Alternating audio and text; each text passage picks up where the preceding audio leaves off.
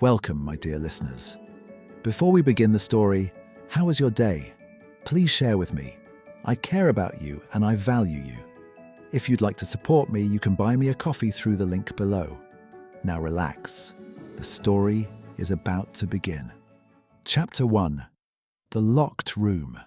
The November fog settling over London turned the light from the street lamps into muffled yellow halos. On this cold night in 1892, the warm light streaming from the window of 221B Baker Street formed a strange contrast with the gloomy scene outside. Sherlock Holmes, sitting in the armchair in front of the fireplace, was flipping through the pages of a chemistry journal open on his knees, occasionally taking deep puffs from his pipe and blowing the smoke towards the ceiling.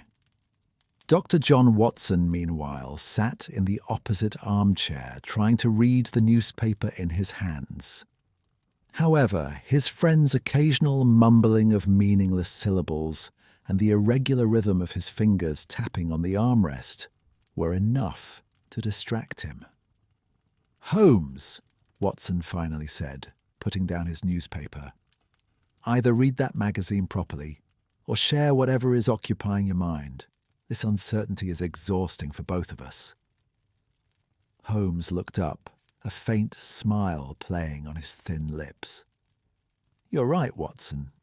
Actually, I am expecting an unexpected visitor."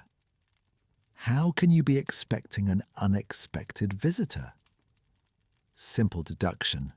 Lestrade from Scotland Yard has been stopping at a coffee shop every morning at exactly 9 o'clock for the past 3 days before arriving at his office. He only adopts this habit when an important case is on his mind. That afternoon, as I passed by that shop, I saw him get up before finishing his coffee. So he's made up his mind, but isn't entirely sure yet. He'll be here tonight or tomorrow morning." Watson raised his eyebrows. "And you deduced that from the coffee cup?" "The cup was half full, Watson. Lestrade never wastes his coffee, unless his mind is elsewhere, of course." Just then heavy footsteps were heard on the stairs. A few seconds later the door opened and Inspector Lestrade entered, followed by Mrs. Hudson, his raincoat collar still turned up, drops dripping from his hat. "Mr. Holmes," said Lestrade, removing his hat. "I apologize for disturbing you, but—" "Sit down, Lestrade," said Holmes, gesturing to the chair opposite him. "Since you rushed here before finishing your coffee, the matter must be serious. Are you coming from London's Central Prison?" The look on Lestrade's face made Watson inwardly say, "Not again." Although the inspector was accustomed to Holmes's tricks, he experienced the same astonishment each time. "How did you—" "No, I won't ask. Yes, the prison. A murder was committed tonight and I can't explain the situation." Holmes placed his pipe in the ashtray and leaned forward. The gleam in his eyes had turned into that familiar hunter's gaze Watson knew so well. "The cases you can't explain are the most interesting ones, Lestrade. Tell me." Lestrade took a deep breath and began.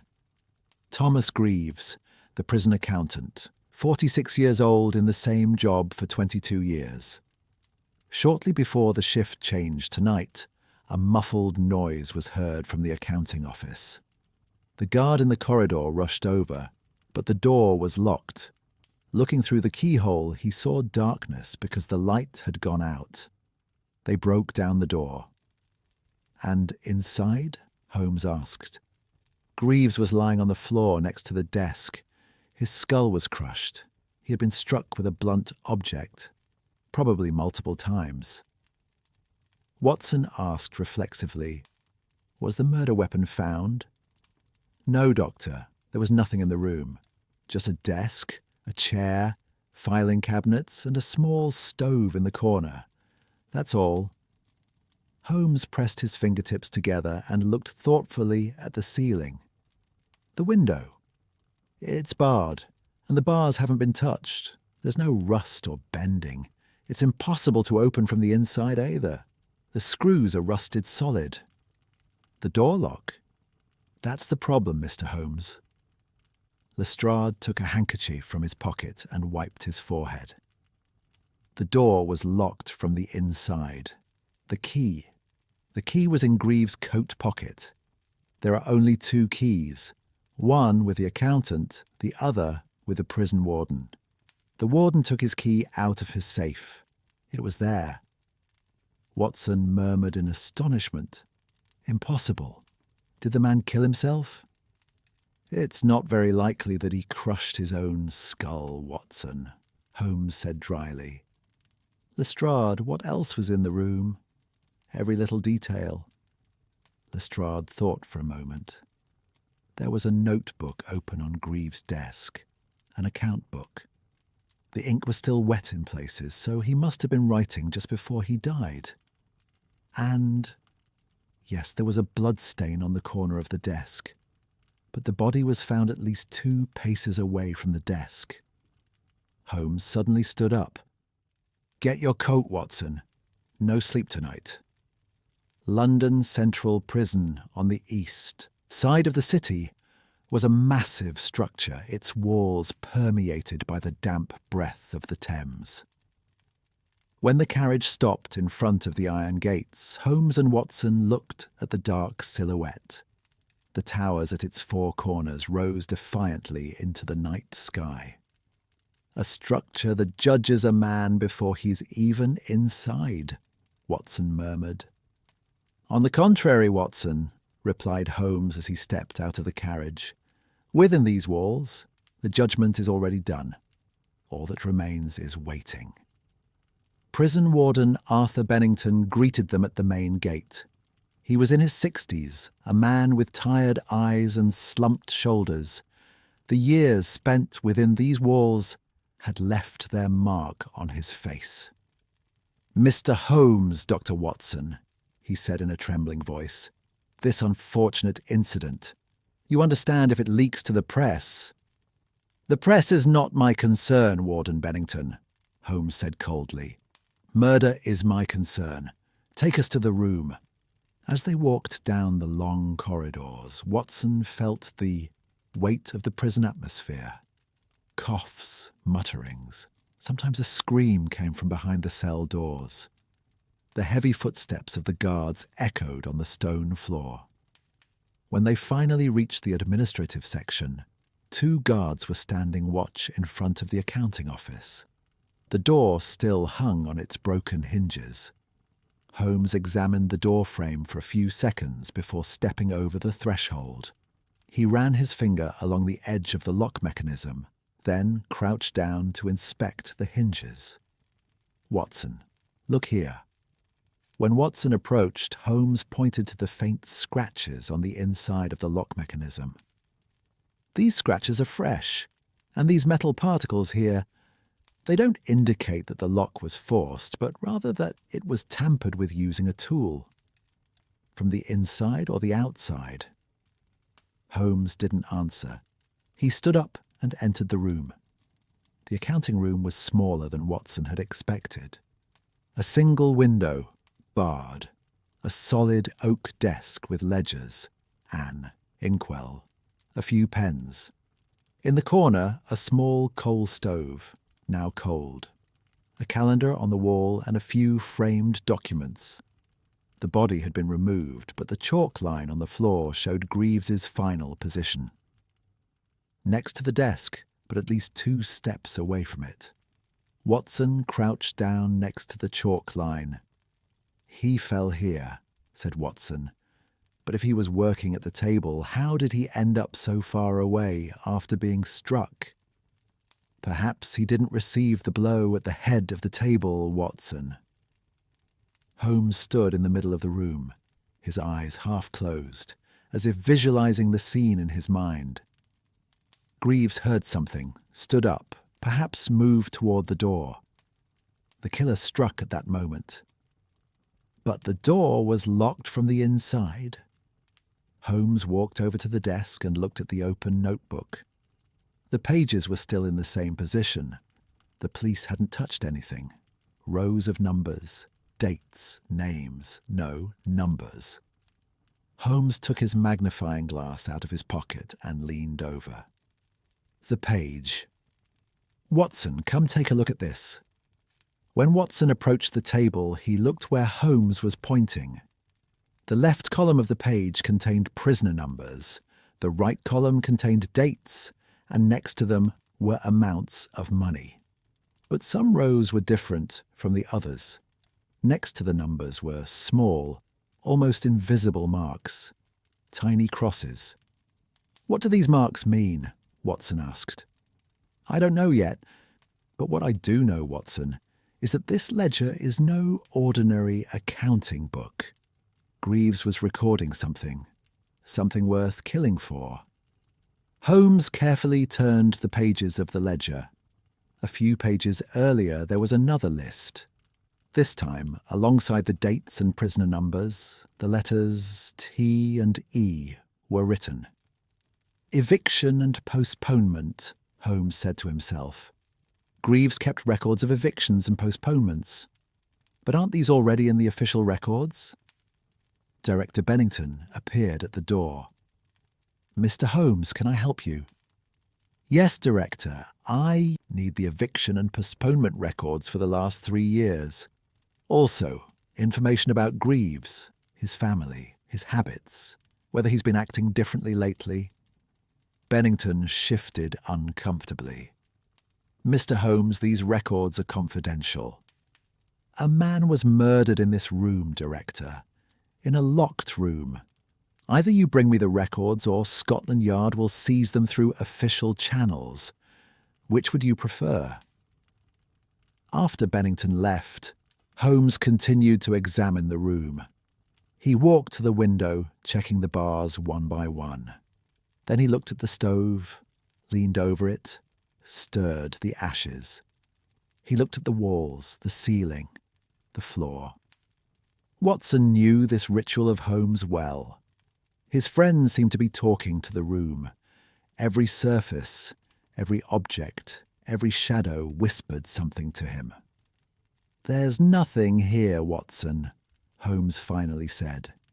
"No secret doors, no tunnels, no escape routes. The window is impassable, the door is locked from the inside. Then how did the killer get in and out?" Holmes smiled, but there was no joy in his smile. "That, Watson, is the answer to the question, and it will also lead us to the identity of the murderer, because it is not an impossible murder that has been committed. It is only a murder that appears impossible, and the difference between the two is everything." A guard appeared at the door. He said the deputy director wanted to see Holmes. Watson noticed the sudden interest in Holmes's eyes. "The deputy director," said Holmes. "What is his name?" "Edmund Blackwood, sir. He's been in this position for 12 years. Holmes and Watson followed the guard through long corridors. Blackwood's office was larger and more orderly than Bennington's. On the walls were old photographs of the prison, an English flag in one corner, and files meticulously arranged on his desk. Edmund Blackwood stood up. He was a man in his 50s, broad-shouldered, with grey hair. His face was expressionless, his eyes cold. But he extended his hand with a warm smile. "Mr. Holmes, your reputation precedes you. This terrible incident. Greaves had been here for over 20 years. He was a reliable, quiet man. Did you notice any changes in him in recent days, Mr. Blackwood?" Holmes asked. Blackwood tried to look thoughtful. "Well, maybe he was a bit tense, but the upcoming inspection had us all on edge." "Inspection?" "Yes, the Ministry of the Interior's financial and administrative audit. It starts in 2 weeks. Greaves was preparing for it." Holmes nodded. "And what will this audit examine?" "Everything. Expenditures, prisoner records, release procedures, staff salaries. It's a routine audit, actually, conducted every 5 years. Watson studied Holmes's face. He knew his friend hadn't missed a thing. Every word Blackwood spoke, every facial expression was being noted. "Mr. Blackwood," said Holmes, "what do you know about the key to Greaves's room?" "There are only 2 keys. One is with Greaves, the other with Director Bennington. No one, including me, can enter that room without Greaves's permission." "And where were you tonight?" A flicker of something passed through Blackwood's eyes. Anger? Anxiety? But it vanished immediately. "I was at home, Mr. Holmes. My wife and maid can vouch for me." Holmes stood up. "Thank you, Mr. Blackwood. I'll bother you again if I have any more questions." As they walked through the prison corridors, Watson broke the silence. "What are you thinking, Holmes?" "I'm not thinking, Watson.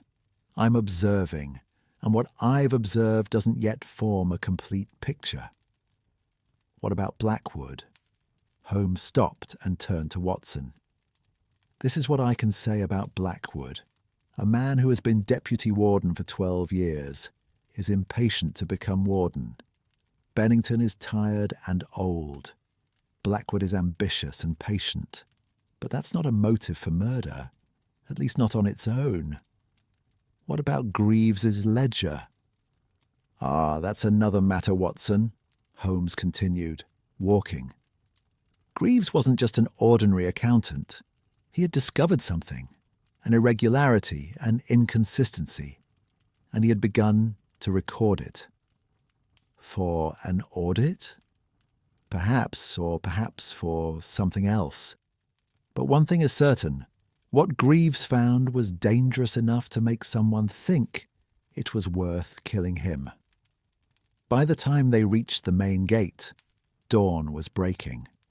The fog over London was slowly lifting, and the sound of a rooster could be heard in the distance. "Watson," Holmes said as he got into the carriage, "this case is not a simple murder. It is the first crack in a rotten structure hidden behind a wall, and we will look through that crack." Watson nodded. "And what will we find inside?" Holmes looked out the window at the prison's silhouette. "Numbers, Watson, numbers and secrets, and hopefully, justice." Chapter 2. The Language of Numbers. By the time they returned to Baker Street, the sun had already risen, but it looked pale and weak behind the clouds. When Mrs. Hudson brought the breakfast tray, Holmes was already seated at his desk, examining the notes he had taken from Greaves's notebook. Watson took a cup of tea and sat down opposite his friend. "You should get some sleep, Holmes. You haven't slept in 2 days." "Sleep is the enemy of the mind, Watson, at least until a puzzle is solved." Holmes spoke without looking up from his notes. "Look at these numbers. Greaves's notebook has a series of consecutive prisoner numbers, but the logic behind them isn't clear yet." Watson approached the table and glanced at the notes. Numbers stacked one on top of the other, with dates and amounts of money beside them. Some had small symbols next to them. "Have you figured out what these marks mean?" "Not yet, but there's a pattern, Watson. The date next to each marked number must correspond to a court date or a release date. I need the official records to confirm this." Just then there was a knock at the door. Mrs. Hudson entered, holding a thick envelope. "Mr. Holmes, an officer from Scotland Yard brought this. It's from Inspector Lestrade." Holmes eagerly took the envelope. Inside was a thick file, the London Central Prison's release and postponement records for the past 3 years. "Lestrade is sometimes useful, Watson," said Holmes as he spread the file on the table. "Now the real work begins." Hours passed. Watson occasionally brought Holmes tea, but his friend drank it mechanically, never taking his eyes off the papers. When the clock struck 4 in the afternoon, Holmes suddenly stood up. "I found it, Watson." Watson put down his book and approached. Before Holmes lay two separate lists. The first was the official release records, the second notes extracted from Greaves' notebook. "Look at this," Holmes said excitedly. In 1890, two men were tried for the same crime in the same court, before the same judge. Both were convicted of theft. Both received 5-year sentences. Convict 4,471 and convict 4,472. And prisoner 4471 was released after 3 years with a good behavior reduction. Standard procedure. But prisoner 4472, Holmes ran his finger across the page. He served his full 5 years. Moreover, his good behavior report is better than 4471's. His health is excellent. No disciplinary penalties. Watson frowned. That doesn't make sense. If 4472 was a better prisoner, why wasn't he released early? That's exactly the question that needs to be asked, Watson. Holmes turned back to Greaves's notes. And Greaves asked the same question. Look, there's something written next to number 4471, £25, and the date is exactly 2 weeks before the release. Money? Paid to whom? I don't know yet, but this isn't the only example, Watson. There are at least 40 similar cases in the last 3 years. Same crime, different outcomes, and Greaves has marked them all. Watson shuffled through the files. Holmes, this is terrible. If it's true, someone is getting prisoners released early in exchange for money. It's not just release, Watson. Holmes' voice had grown serious. Some cases show the opposite. Look at this list. Prisoner 4589, 3-year sentence, parole application denied after 2 years. Reason, administrative review. What does that mean? It means nothing. It's an empty phrase. Exactly. Now look at Greaves's ledger. There's a mark next to number 4589, but no amount of money. Instead, there's a question mark. Watson paused for a moment. Maybe he wasn't released because the payment wasn't made. Holmes's eyes lit up. Exactly, Watson. This isn't just a scheme selling early release. It's also a scheme keeping those who don't pay inside. A system extending sentences, stealing lives. By evening, Holmes and Watson were back on their way to the prison. This time, their purpose was different. Holmes wanted to examine the files of the released prisoners. The prison archives were a damp, dimly lit room in the basement. Shelves rose up the walls, lined with files covered in years of dust. An elderly clerk climbed the ladder to retrieve the files Holmes had requested. "Mr. Holmes," the clerk said as he placed the files on the table, "these records are normally confidential. Without Inspector Lestrade's written permission." Yes, we're grateful," Holmes said impatiently. "Now, would you mind leaving us alone?" After the clerk left, Holmes opened the files. Each contained a prisoner's complete record. Crime, court verdict, sentence length, behavior reports, medical records, and release information. "Watson, take this file. Prisoner 4471. I'll look at 4472. They read in silence for half an hour. Finally, Watson looked up. "Holmes, there's something interesting here. There's a letter supporting the parole application in 4471's file. It's from a lawyer." "What's his name?" Watson turned the page. "Jonathan Price. He works at Lincoln's Inn." Holmes's eyes narrowed. "Price. Make a note of that name, Watson. Is there a lawyer in 4472's file?" "No, none at all." "That's the difference, Watson. When a lawyer gets involved, the release happens. If there's no lawyer, The prisoner stays inside. Holmes stood up and began pacing the room. But this lawyer isn't just providing legal representation. He's somehow infiltrated the system. He's part of the money flow. Watson continued shuffling through the files. Holmes, there's more here. The name of the same lawyer appears in the files of most of the prisoners released early. Jonathan Price. And there are other names in some of them, but they're all from the same law firm. The address? 42 Fleet Street. Holmes paused.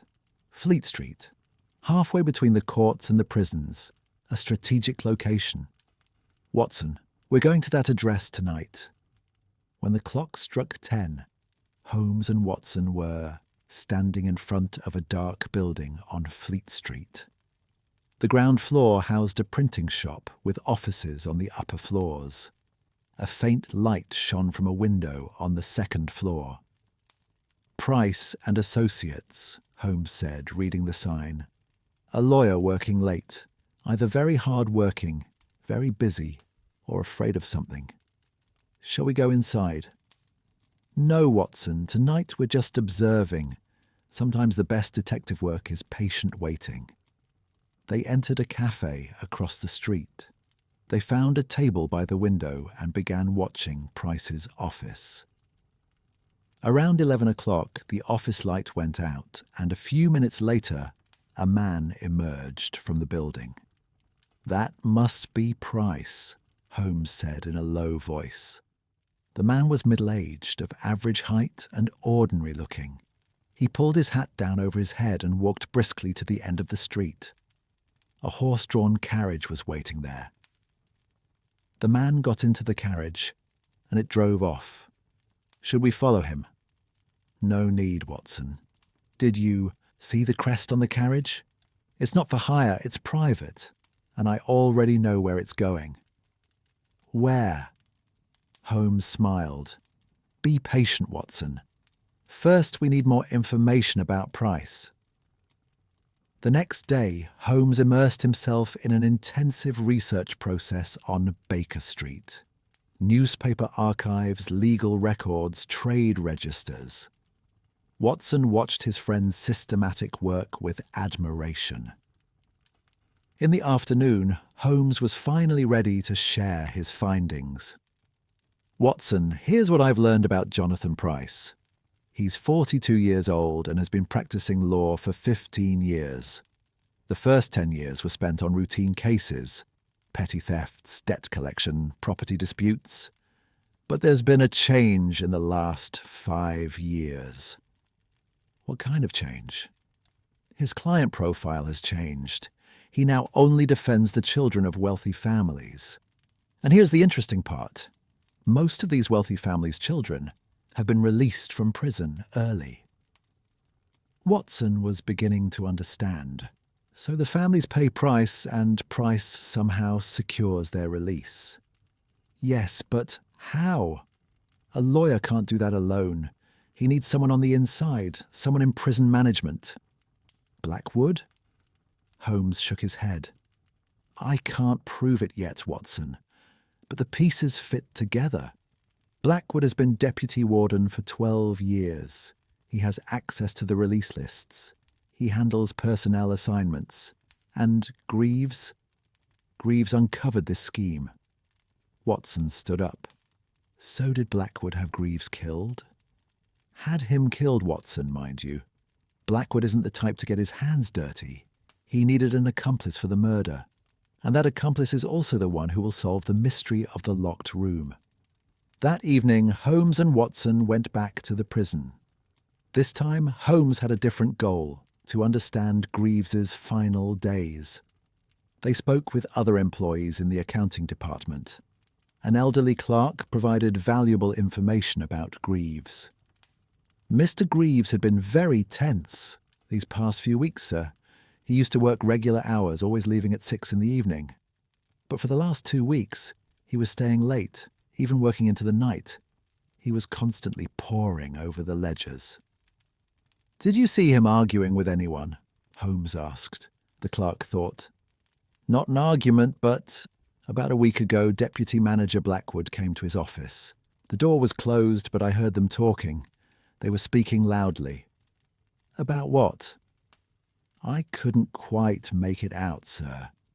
But I heard Blackwood use the words audit and unnecessary. Then the door opened and Blackwood came out looking furious. I saw Greaves looking very pale that night. Holmes etched this information into his mind. After the conversation, he turned to Watson. There's our connection, Watson. Blackwood was trying to pressure Greaves. He probably wanted him to alter the pre-inspection records or overlook certain things. And Greaves refused. Greaves didn't just refuse, Watson. On the contrary, he continued to document everything. That notebook was his weapon. And when Blackwood realized this, Watson finished the sentence. He realized he had to silence Greaves. As they passed through the prison courtyard, Holmes suddenly stopped. His eyes were fixed on a figure in the distance. An old man, broom in hand, was sweeping the corner of the courtyard.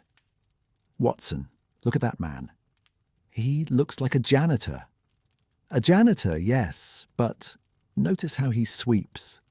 The way he holds the broom shows he has back pain. Yet he's still working outside at this hour, in this cold.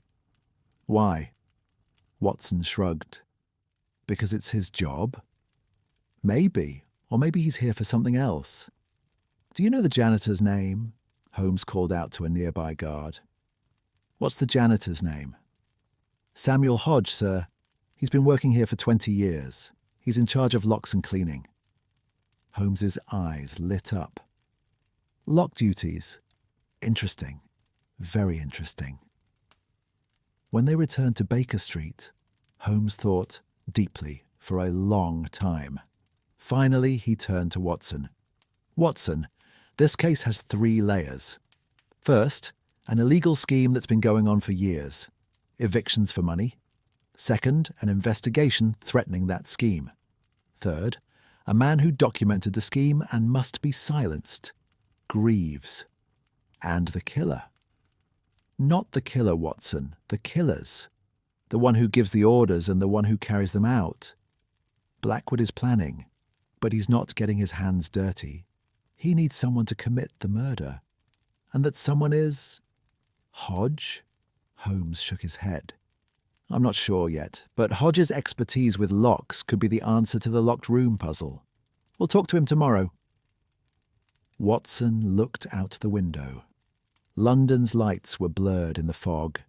Holmes, if this scheme has been going on for years, how many innocent people have been wrongfully imprisoned? How many criminals have gotten out early because of money? Holmes's voice grew heavy. I don't know the numbers yet, Watson, but Greaves knew, and that's why he died. Those numbers in that ledger aren't just money. Each one is a life. Stolen years. Sold justice. And what will we do? Holmes lit his pipe and blew smoke toward the ceiling. We'll restore justice, Watson. Number by number, name by name. Greaves didn't finish what he started, but we will. Chapter 3. The Balance. Inside the next morning, a fine drizzle had settled over London. The cobblestones of Baker Street glistened wet, and the clatter of horse-drawn carriages echoed muffled in the damp air. Holmes stood by the window, watching outside with a cold cup of tea in his hand.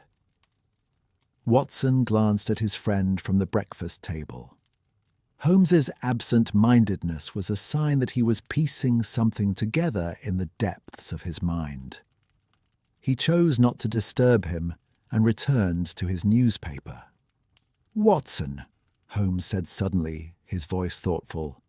In a prison, whose hands hold the real power? Watson put down his newspaper. The warden, I suppose. It seems so, yes, but think for a moment. The warden makes the decisions, but who carries them out? The warden writes the orders, but who enforces them?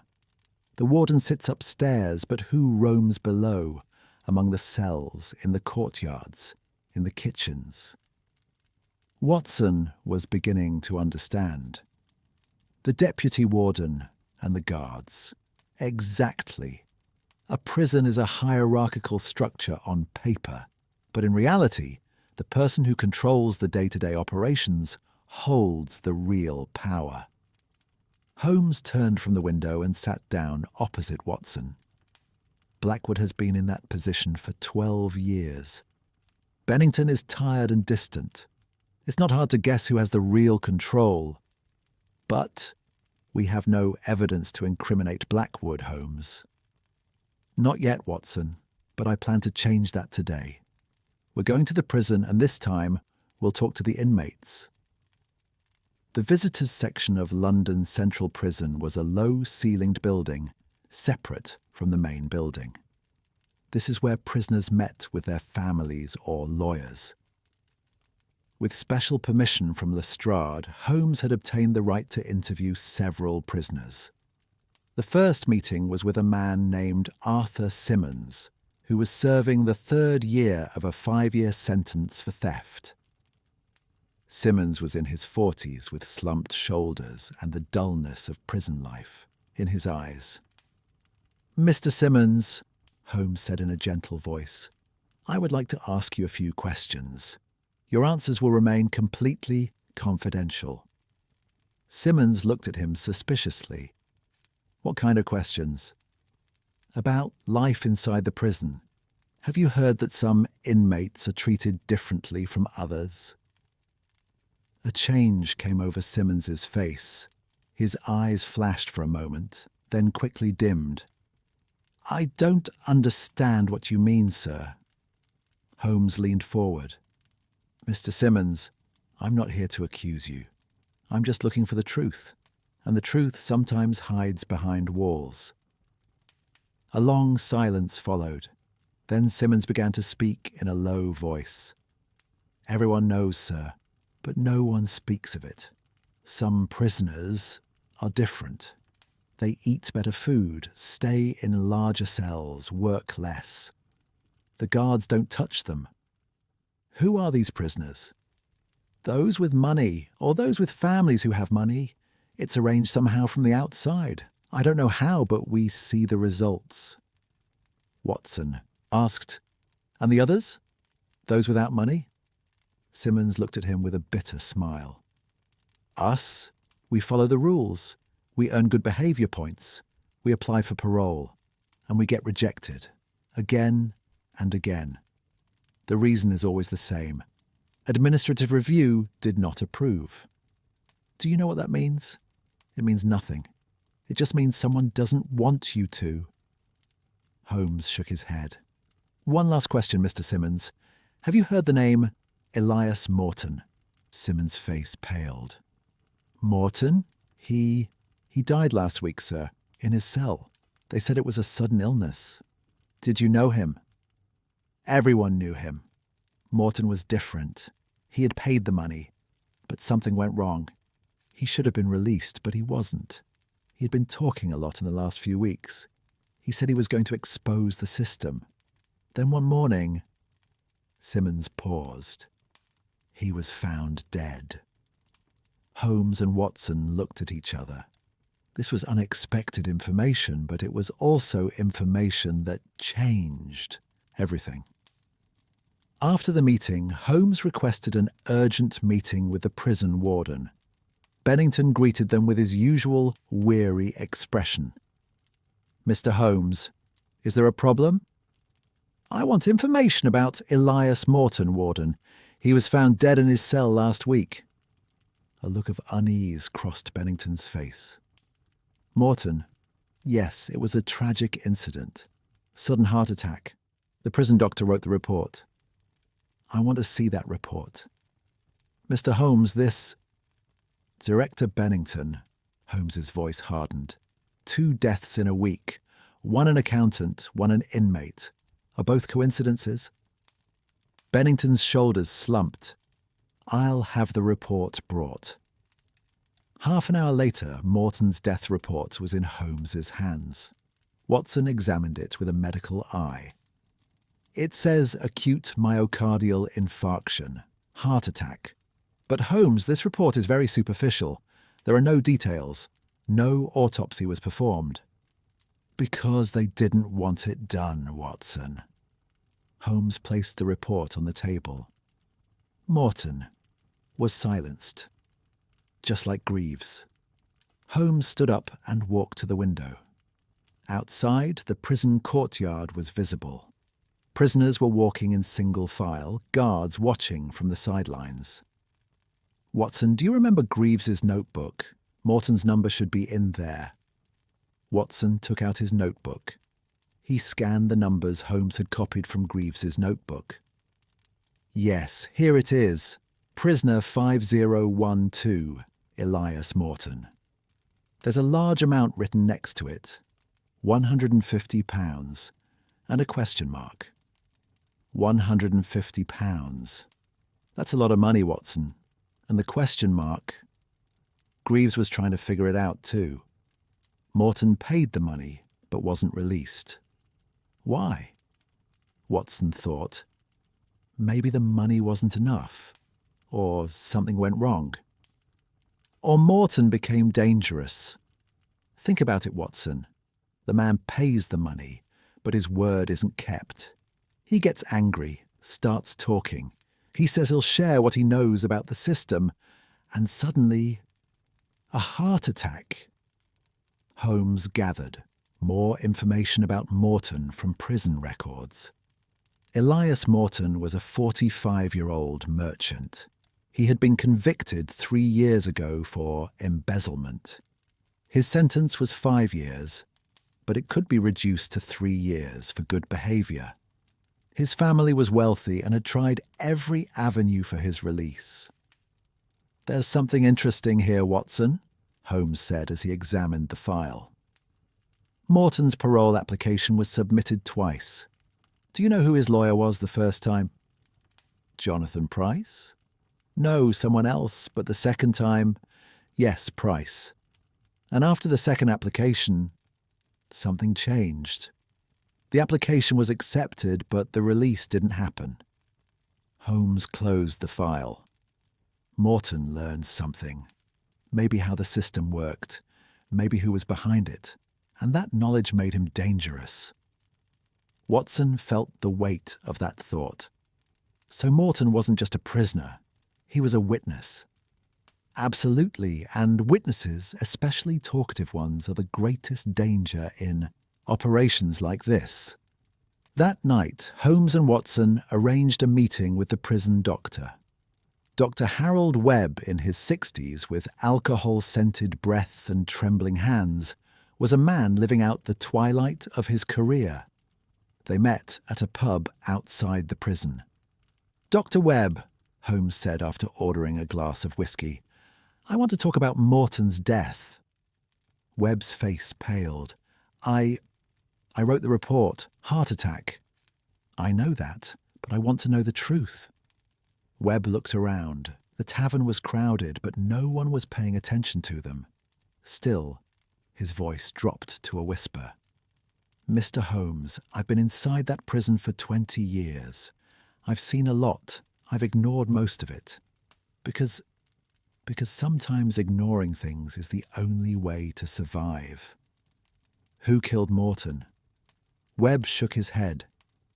"I don't know. I really don't know. But I can tell you this. When I saw Morton that morning, it didn't look like a heart attack. There were bruises on his face, marks on his throat." Watson leaned forward. "Was he strangled?"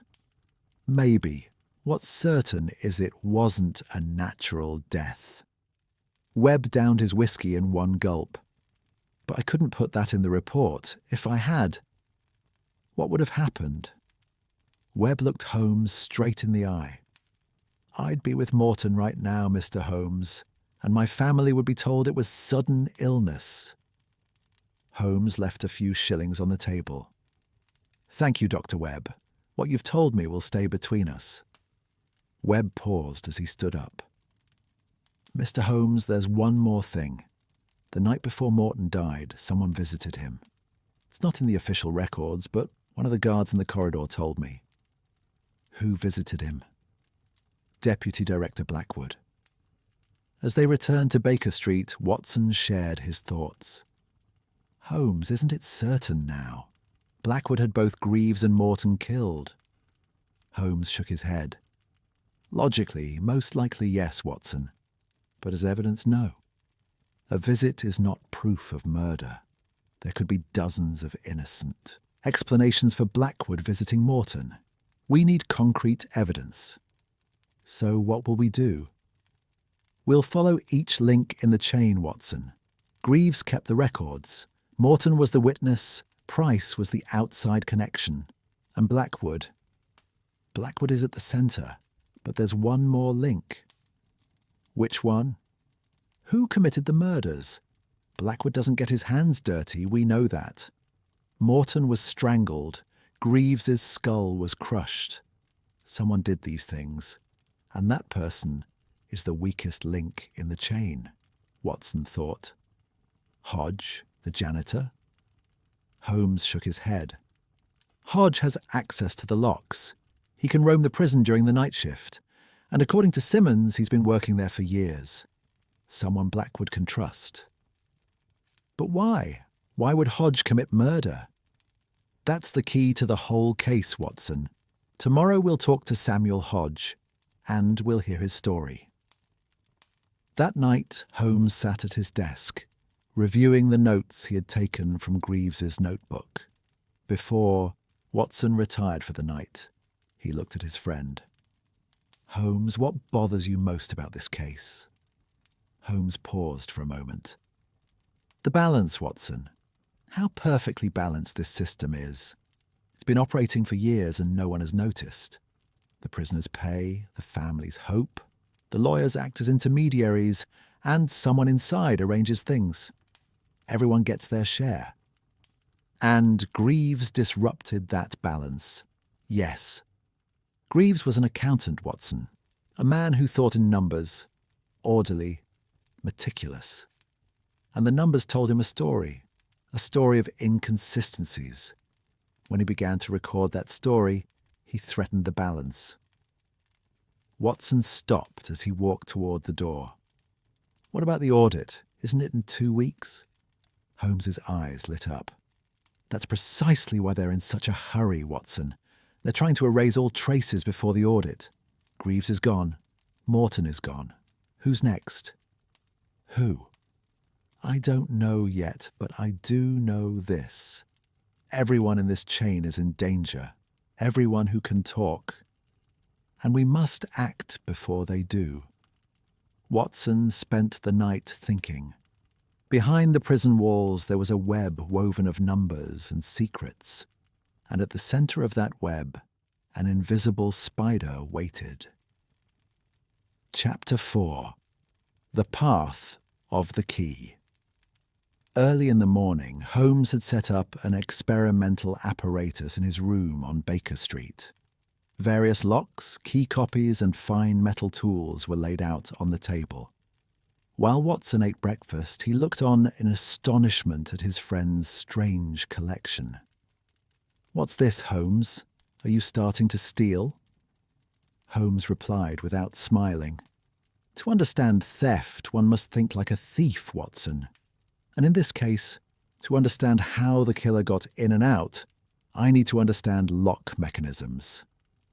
He picked up the largest lock on the table and showed it to Watson. This is the same model as the lock in the accounting office of London Central Prison. It's a Bramah patented design from the 1820s. It was considered the most secure lock of its time. Was it? Every lock can be opened, Watson. It's just a matter of time and knowledge. Holmes placed the lock back on the table. Bramah locks use a cylindrical mechanism. The key must align the metal plates inside the cylinder perfectly. One wrong angle, one wrong depth, and the lock won't open. Watson took a sip of his coffee. So it's difficult to copy.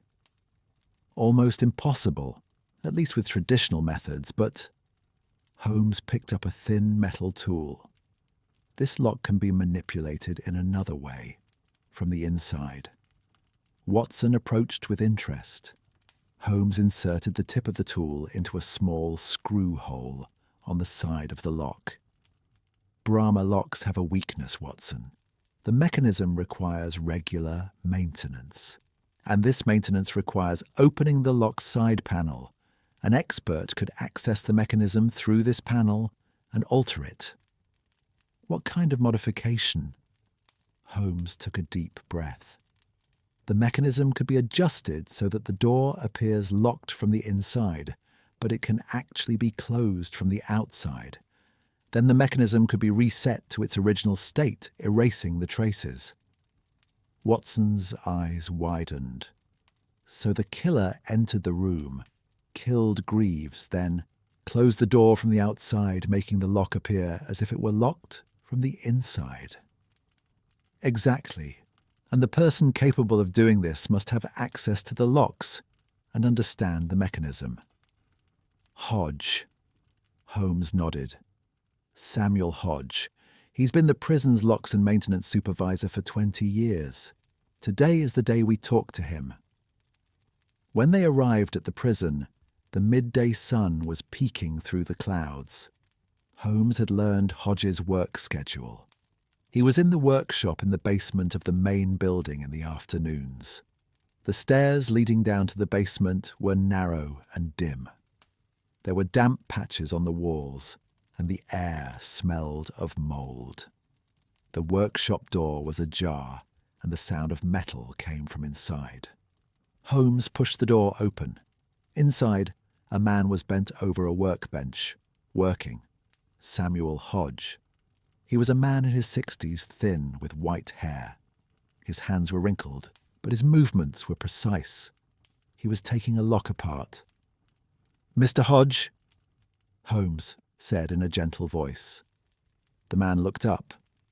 There was weariness in his eyes and something else. Fear? Guilt? He hid it immediately. "Yes, sir. How can I assist you?" Holmes and Watson entered. Holmes surveyed the workshop. Keys hung on the walls, locks lined the shelves, a stove stood in the corner, and various metal tools were scattered about. "Mr. Hodge, I am Sherlock Holmes.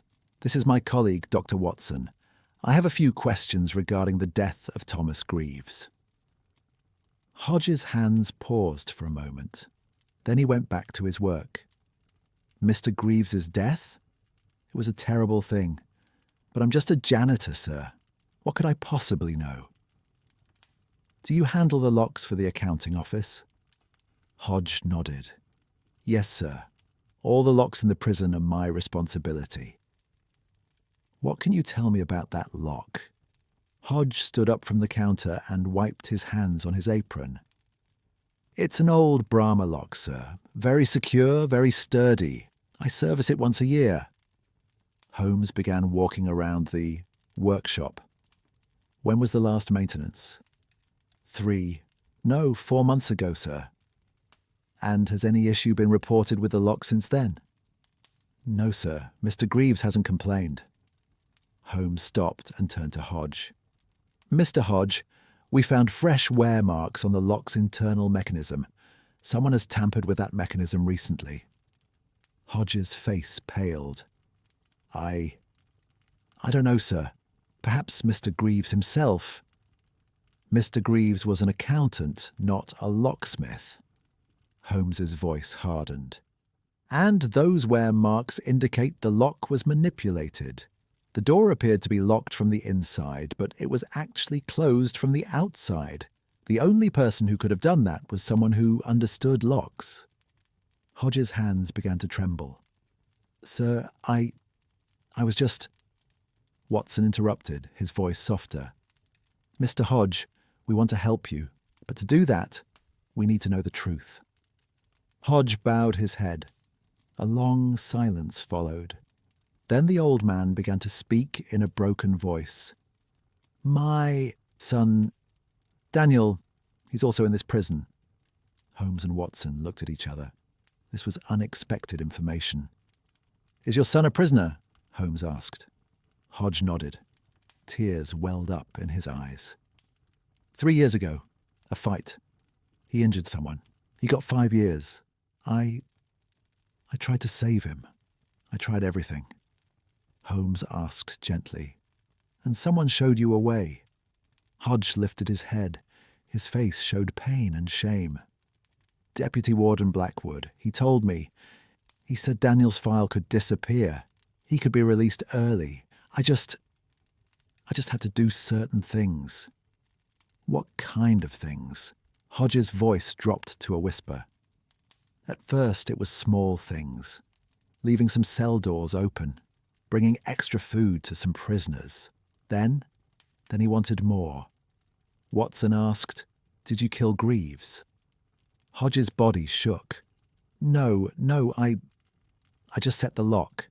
Blackwood asked me to do it. He said they'd just go into the room, take some papers. No one would get hurt. But someone was hurt, Holmes said in a cold voice. Hodge began to cry. I didn't know. I swear I didn't know. That night, I set the lock, then went home. The next morning when I heard Greaves was dead, his voice trailed off. I went to Blackwood. I asked him what he'd done. He just smiled and said, Daniel's file could still be lost, or it could stay here permanently. The choice is yours. Holmes paused for a moment. After you set the lock that night, who entered the room? I don't know, sir. I swear I don't know. I just opened the lock and left. But someone did enter and killed Greaves. Who do you think it could be? Hodge shook his head. Blackwood has other men, some of the guards. They're loyal to him and will do whatever he asks. Holmes pulled out his notebook from his pocket. Can you give me any names? Hodge hesitated. He looked around fearfully. Sir, if I talk... Daniel... Holmes leaned over and touched the old man's shoulder. Mr. Hodge, your son is already in danger. Blackwood is controlling you through blackmail. Neither you nor Daniel will be safe until this system collapses. But if you help us, we can destroy this system. Hodge stared deeply into Holmes's eyes. Then he took a deep breath and began to speak. An hour later, Holmes and Watson were walking in the prison courtyard. Holmes held pages filled with the names and details Hodge had provided. 3 guards, Holmes said thoughtfully. Jenkins, Crawford, and Miller, all part of Blackwood's inner circle, and all were on duty that night. Watson furrowed his brow. But which one killed Greaves? I don't know yet, but what Hodge told us also clarified something else, Watson. What? Holmes paused and looked at the prison building. Morton. Elias Morton. Hodge said his cell was also under special attention, and on the night Morton died, Guard Crawford was on duty in that corridor. Watson began to piece things together. So Crawford could have strangled Morton. It's possible, but more importantly, Watson, Hodge showed us how Blackwood operates. He doesn't get his hands dirty. He finds others' weaknesses and exploits them. Hodge's son, Crawford's gambling debts, Jenkins' scandal in his past. Everyone has a weakness. And Blackwood knows them all. That's why no one speaks up. Everyone is afraid. Watson asked anxiously, What about Hodge? He spoke up now. If Blackwood finds out... Holmes's face darkened. That's why we must act quickly, Watson. Hodge's confession is valuable, but it's not enough on its own. We need evidence that directly incriminates Blackwood. That evening, Holmes made a decision. They would sneak into Jonathan Price's office. That's illegal, Holmes, Watson said hesitantly. No, Watson, it isn't. But 3 people are dead, and a dozen more are in danger. Sometimes justice requires stepping outside the law. At midnight, Fleet Street was quiet and dark. Holmes and Watson entered through the back door of Price's office building. Holmes's lockpick set, worked, and within minutes they were in the lawyer's private office. The office was tidy, but Holmes's eye immediately fell on the files on the desk. While Watson stood guard at the door, Holmes began examining the files. "Watson, look here." Watson approached. Holmes was holding a thick file. It was labelled LMH, confidential. "LMH?" Watson asked. "London Central Prison. All of Price's dealings with the prison are here." Holmes opened the file. Inside were dozens of letters, receipts and notes, and most importantly, a payment list. Names, dates and amounts. "Here's our proof, Watson," said Holmes triumphantly. "Price recorded everything. Who paid what and what was done in return. And look here." He pointed to a line. "ERB, coordination fee. ERB, Edmund R. Blackwood. Price made regular payments to Blackwood. This directly links the two of them." Watson asked excitedly, "Can we take this file?" Holmes shook his head. "No, we won't touch the originals, but we'll take notes, every detail." He pulled out his notebook and began writing quickly. They worked for half an hour. Holmes copied down the important names, dates and amounts. Finally, he put the file back and they left the office. When they returned to Baker Street, dawn was breaking. Holmes spread the information he had gathered on the table and turned to Watson. "Watson, we're seeing the big picture now. Blackwood is the brain of the system. Price is the arms outside. Money flows from the families to Price and from Price to Blackwood. In return, prisoners are released early or receive better treatment inside. And Greaves uncovered this system. Yes, and he started documenting it, probably to use for oversight. When Blackwood found out, he had to silence him." Watson asked thoughtfully, "So what do we do now? Can we go to Lestrade with this information?" Holmes shook his head. "Not yet, Watson. The evidence we have is circumstantial. We have Hodge's confession, but he only says he set the lock. We have Price's files, but we didn't obtain them legally. We need something to directly link Blackwood to the murder." "What kind of thing?" Holmes walked to the window and looked at the pink light of dawn. "The inspection is in 10 days, Watson. Blackwood is panicking. He's trying to cover all his tracks. Greaves is gone. Morton is gone. Who's next?" Watson understood. "Price. The only connection left." "Exactly. Price is both a partner and a threat to Blackwood. He knows too much. And if he's questioned during the inspection, he might talk." Holmes turned and looked at Watson. "Blackwood will try to silence Price too. And we'll stop him."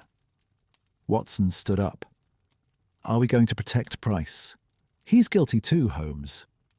"Yes, Watson, he is guilty, but a dead criminal can't tell us anything. A living criminal, however, might confess." The expression on his face resembled a smile, but there was no sincerity in it. It was the cold, ruthless satisfaction of cornering his prey. "We'll visit Price tomorrow, Watson, and we'll make him an offer. Either he talks to us and perhaps gets off with a light sentence, or he becomes Blackwood's next victim." Watson looked out the window. London was waking up. The streets were coming to life. Life was continuing. But behind those walls there was a dark world hidden by numbers and secrets. And that world was slowly unraveling. "Holmes," Watson said softly, "what about this case affects you the most?" Holmes paused for a moment. "Ordinariness, Watson. The ordinariness of these crimes. Blackwood isn't a monster.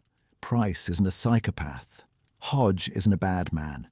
They're all ordinary people, but ordinary people, driven by ordinary greed, ordinary fear, can create extraordinary evil.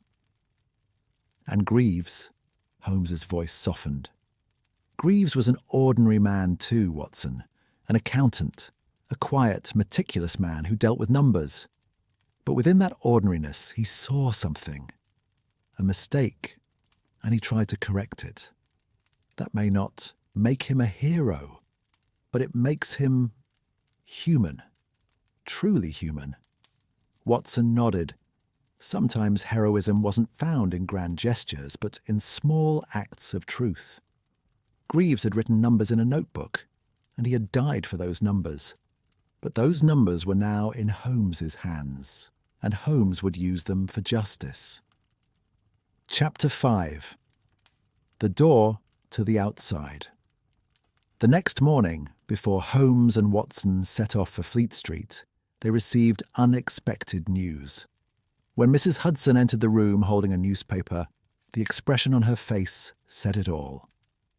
"Mr. Holmes, you need to see this." Holmes took the newspaper and looked at the headline. Watson saw the expression on his friend's face change. His eyebrows furrowed, his lips formed a thin line. "What's wrong, Holmes?" Holmes handed the newspaper to Watson. The headline read, "Renowned Lawyer Loses Life in Tragic Accident."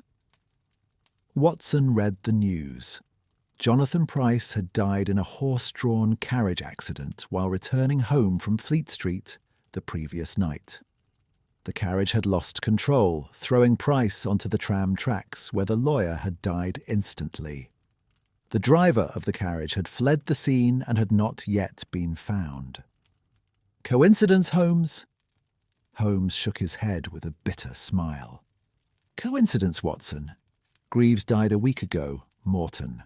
Died 3 days ago, and just as we were preparing to speak with Price, the man dies in an accident. No, Watson, this is no coincidence. This is Blackwood's next move." Watson placed the newspaper on the table. "We're too late." "Yes, but perhaps not entirely." Holmes took his coat. "We're going to Price's office. The police may not have sealed it off yet." When they arrived at Fleet Street, several police officers were standing in front of Price's office building. Holmes called Lestrade and found him inside the building. "Holmes!" Lestrade exclaimed in surprise. "I wasn't expecting you here." "Price's death is connected to the Greaves case, Lestrade. You know that." Lestrade sighed. "I know, but my superiors want to close it as an accident.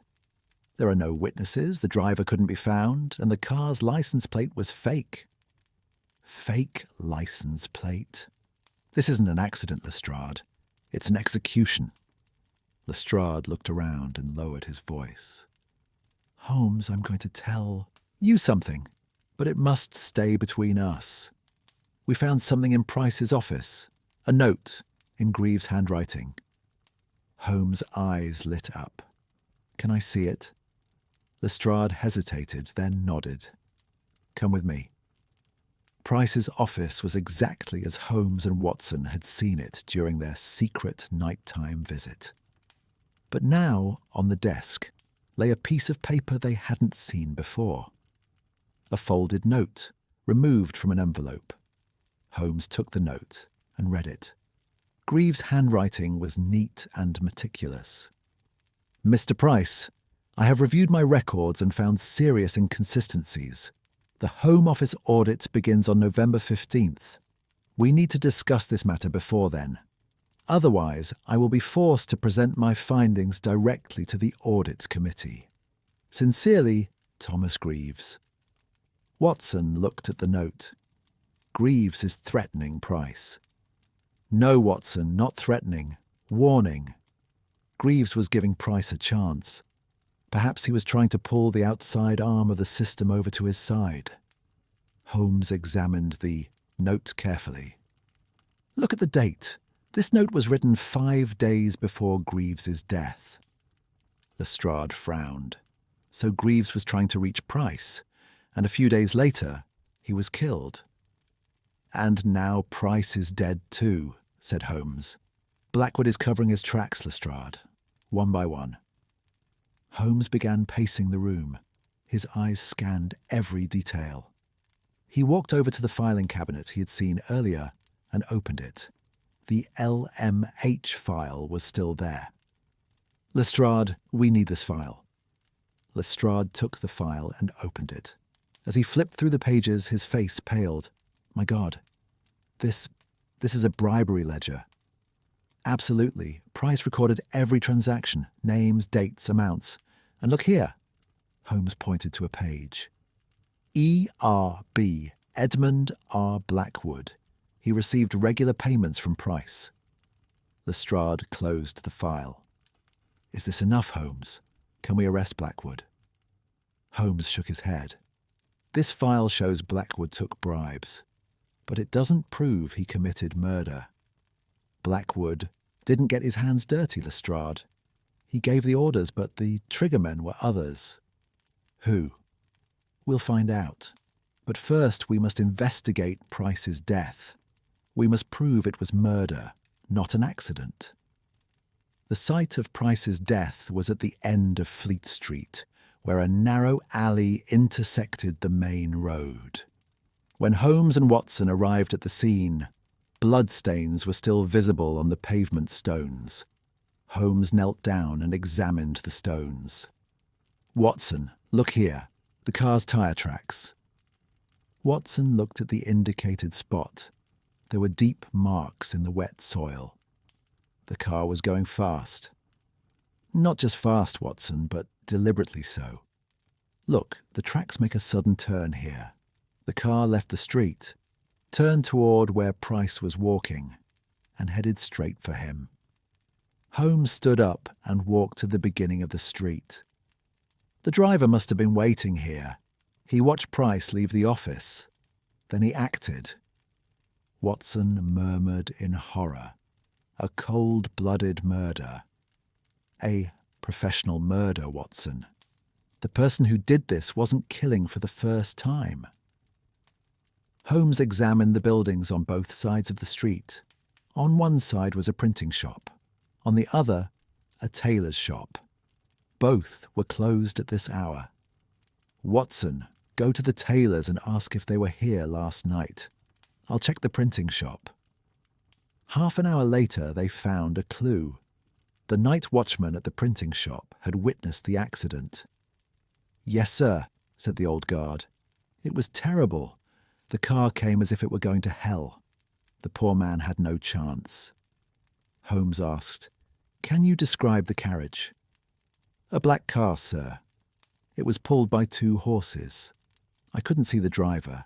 He had his hat pulled down over his eyes. But I noticed something." "What?" the guard thought. "There was an emblem on the side of the carriage. An eagle or another bird. Gold-coloured." Holmes's eyes lit up. "Thank you. That's very helpful."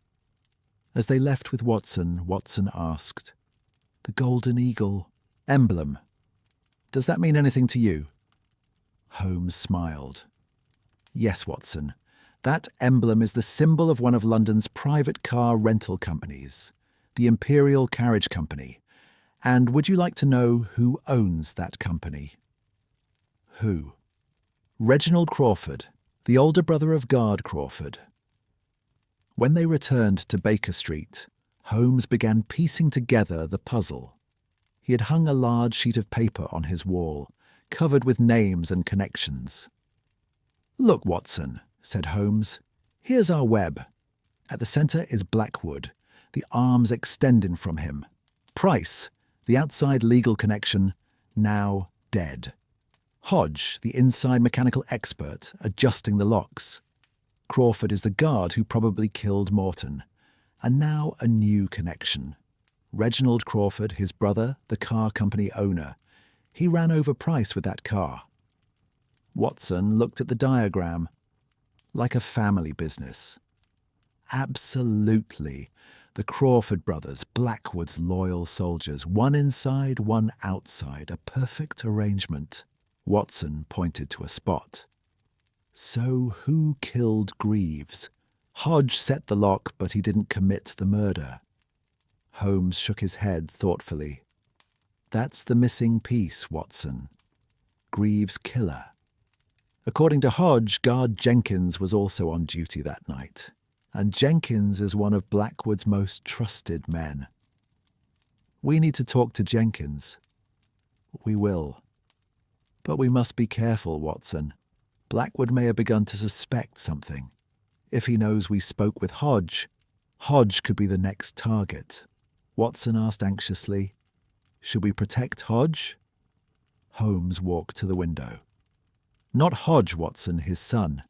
Daniel Hodge. Blackwood's control over Hodge relies on his son. If we can secure Daniel, Hodge will be able to speak freely." That evening, Holmes and Watson returned to the prison. This time, their goal was to find Daniel Hodge. Daniel Hodge was being held in Block C in a single cell. He was 25 years old, slender like his father, but the fire of youth still burned in his eyes. Holmes and Watson entered his cell with special permission. "Daniel Hodge," said Holmes, "I want to talk to you about your father, Samuel." Daniel's face hardened. "What do you want to know about my father?" "Everything, and I want to help you." Daniel let out a bitter laugh. "Help? No one helps anyone here, sir. Everyone only thinks of themselves." Holmes spoke in a patient voice. "Daniel, your father is in trouble. Blackwood is using him, and if Blackwood falls, he'll take your father down with him. But if you help us, we can save your father." Something changed in Daniel's eyes. Anger turned to hope. "How? Tell us what you know about Blackwood, what you've seen about this prison." Daniel hesitated for a moment. Then he began to speak. "Everyone knows, sir. Money talks here. Those with money are comfortable. Those without rot away. When I came here, my father tried to do everything, but he had no money. Then Blackwood came. He made my father an offer." "What offer?" "Changing my cell. Better food, less work. In return, my father would do certain things. Small things at first, then bigger things." Watson asked, "Did you hear about Greaves's death?" Daniel bowed his head. "I heard. Everyone heard. But no one talks. Those who talk," he paused, "end up like Morton." Holmes leaned forward. "What do you know about Morton?" "Morton paid money. A lot of money. But something went wrong. His release was cancelled. Morton got angry, started shouting. He said he'd tell everyone. Then one night..." Daniel's voice trembled. "I heard noises in the corridor, sounds of a struggle, then silence. The next morning, Morton was dead." "Who killed him?" Daniel looked around. He whispered his answer. "Crawford. Guard Crawford. He was on duty in Morton's hallway that night." Holmes and Watson looked at each other. This was a direct eyewitness account. "Daniel," said Holmes, "are you prepared to say these things in court?" Daniel's eyes widened with fear. "If I do, Crawford will kill me too." "We'll protect you. Your father too. But you have to speak up." A long silence followed. Daniel stared at the walls of his cell. In this cramped space he had lived in for years, hope was a rare luxury. But now, in the eyes of a stranger, he saw a glimmer of that hope. "All right," he finally said. "I'll talk." As they walked out of the prison corridors, Holmes suddenly stopped. Ahead of them, a figure had appeared in a dark corner. Guard Crawford. "Mr. Holmes," Crawford said in a cold voice. "A late-night visit. Anything special?" Holmes replied calmly. "Routine questions, Crawford. The Greaves case is still open." Crawford's eyes narrowed. The Greaves case? That case was closed long ago. Deputy Warden Blackwood stated it was an internal personnel dispute. "Is that so? Interesting. I heard differently." Crawford took a step closer. His massive frame seemed to fill the corridor. What did you hear, Mr. Holmes? Holmes didn't back down. Things everyone will soon hear, Crawford. And then some people will recognize cells, not corridors. For a moment, the two men stared into each other's eyes. Then Crawford smiled, but there was no warmth in his smile. Be careful, Mr. Holmes. Accidents happen within these walls. Holmes smiled too. Yes, Crawford, accidents happen. But sometimes accidents happen to those who plan them. The smile faded from Crawford's face. He wanted to say something, but changed his mind. He turned and disappeared into the dark corridor. Watson grabbed Holmes's arm. Holmes, that was dangerous. Yes, Watson, but it was necessary. Crawford now knows what we know, and knowing what we know will push him to make a mistake. When they returned to Baker Street, it was past midnight. But Holmes had no intention of resting. He sat down at his desk and began organizing his notes. Watson, he said after a while, tomorrow is a critical day. Blackwood will feel the pressure. Price is dead, but the files were seized. Crawford was threatened. Hodge spoke. The audit is in 8 days. What will we do? We'll corner Blackwood. But first, we need one last piece. What piece? Holmes stood up and stood in front of the fireplace. The flames danced across his face. Greaves's notebook, Watson. The original. Greaves must have made a copy before he died, or he must have hidden the notebook somewhere safe, because Blackwood searched for it, but couldn't find it. How do you know? The accounting room. Remember, Watson, no ledgers were missing from the room. The police took the ledger from the desk, but that was the last ledger Greaves had worked on. The earlier records, the records of discrepancies over the years. Where are they? Watson thought. Greaves's house. Maybe he hid them there. Holmes shook his head. First thing tomorrow morning, we'll go to Greaves's house. If we can find those records, we'll have proof of Blackwood's 10 years of crimes. Watson looked out the window. London was dark and quiet, but beneath that darkness a war was raging. An invisible war, a war of numbers and secrets, of justice and corruption. Holmes, Watson said softly, how many more people will die in this case? Holmes's face darkened.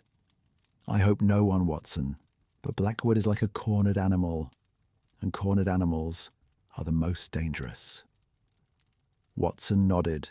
They would wait until morning, and with morning, perhaps the final move would come, the last door opening to the dark world beyond the walls.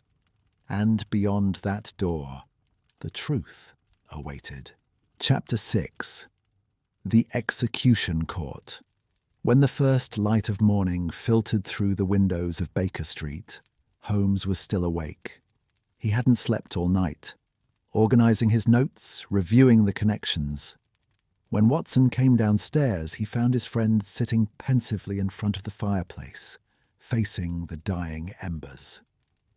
Holmes, didn't you sleep at all? Sleep can wait, Watson. Justice cannot. Holmes stood up and stretched, feeling the tension in his shoulders. We're going to Greaves's house today. We must find those records. After a quick breakfast, they hired a horse-drawn carriage.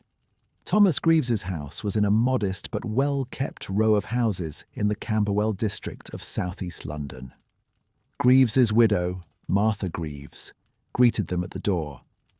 Martha Greaves was a woman in her 50s with tired eyes but a dignified bearing. It had only been a week since her husband's death, and her grief was still fresh.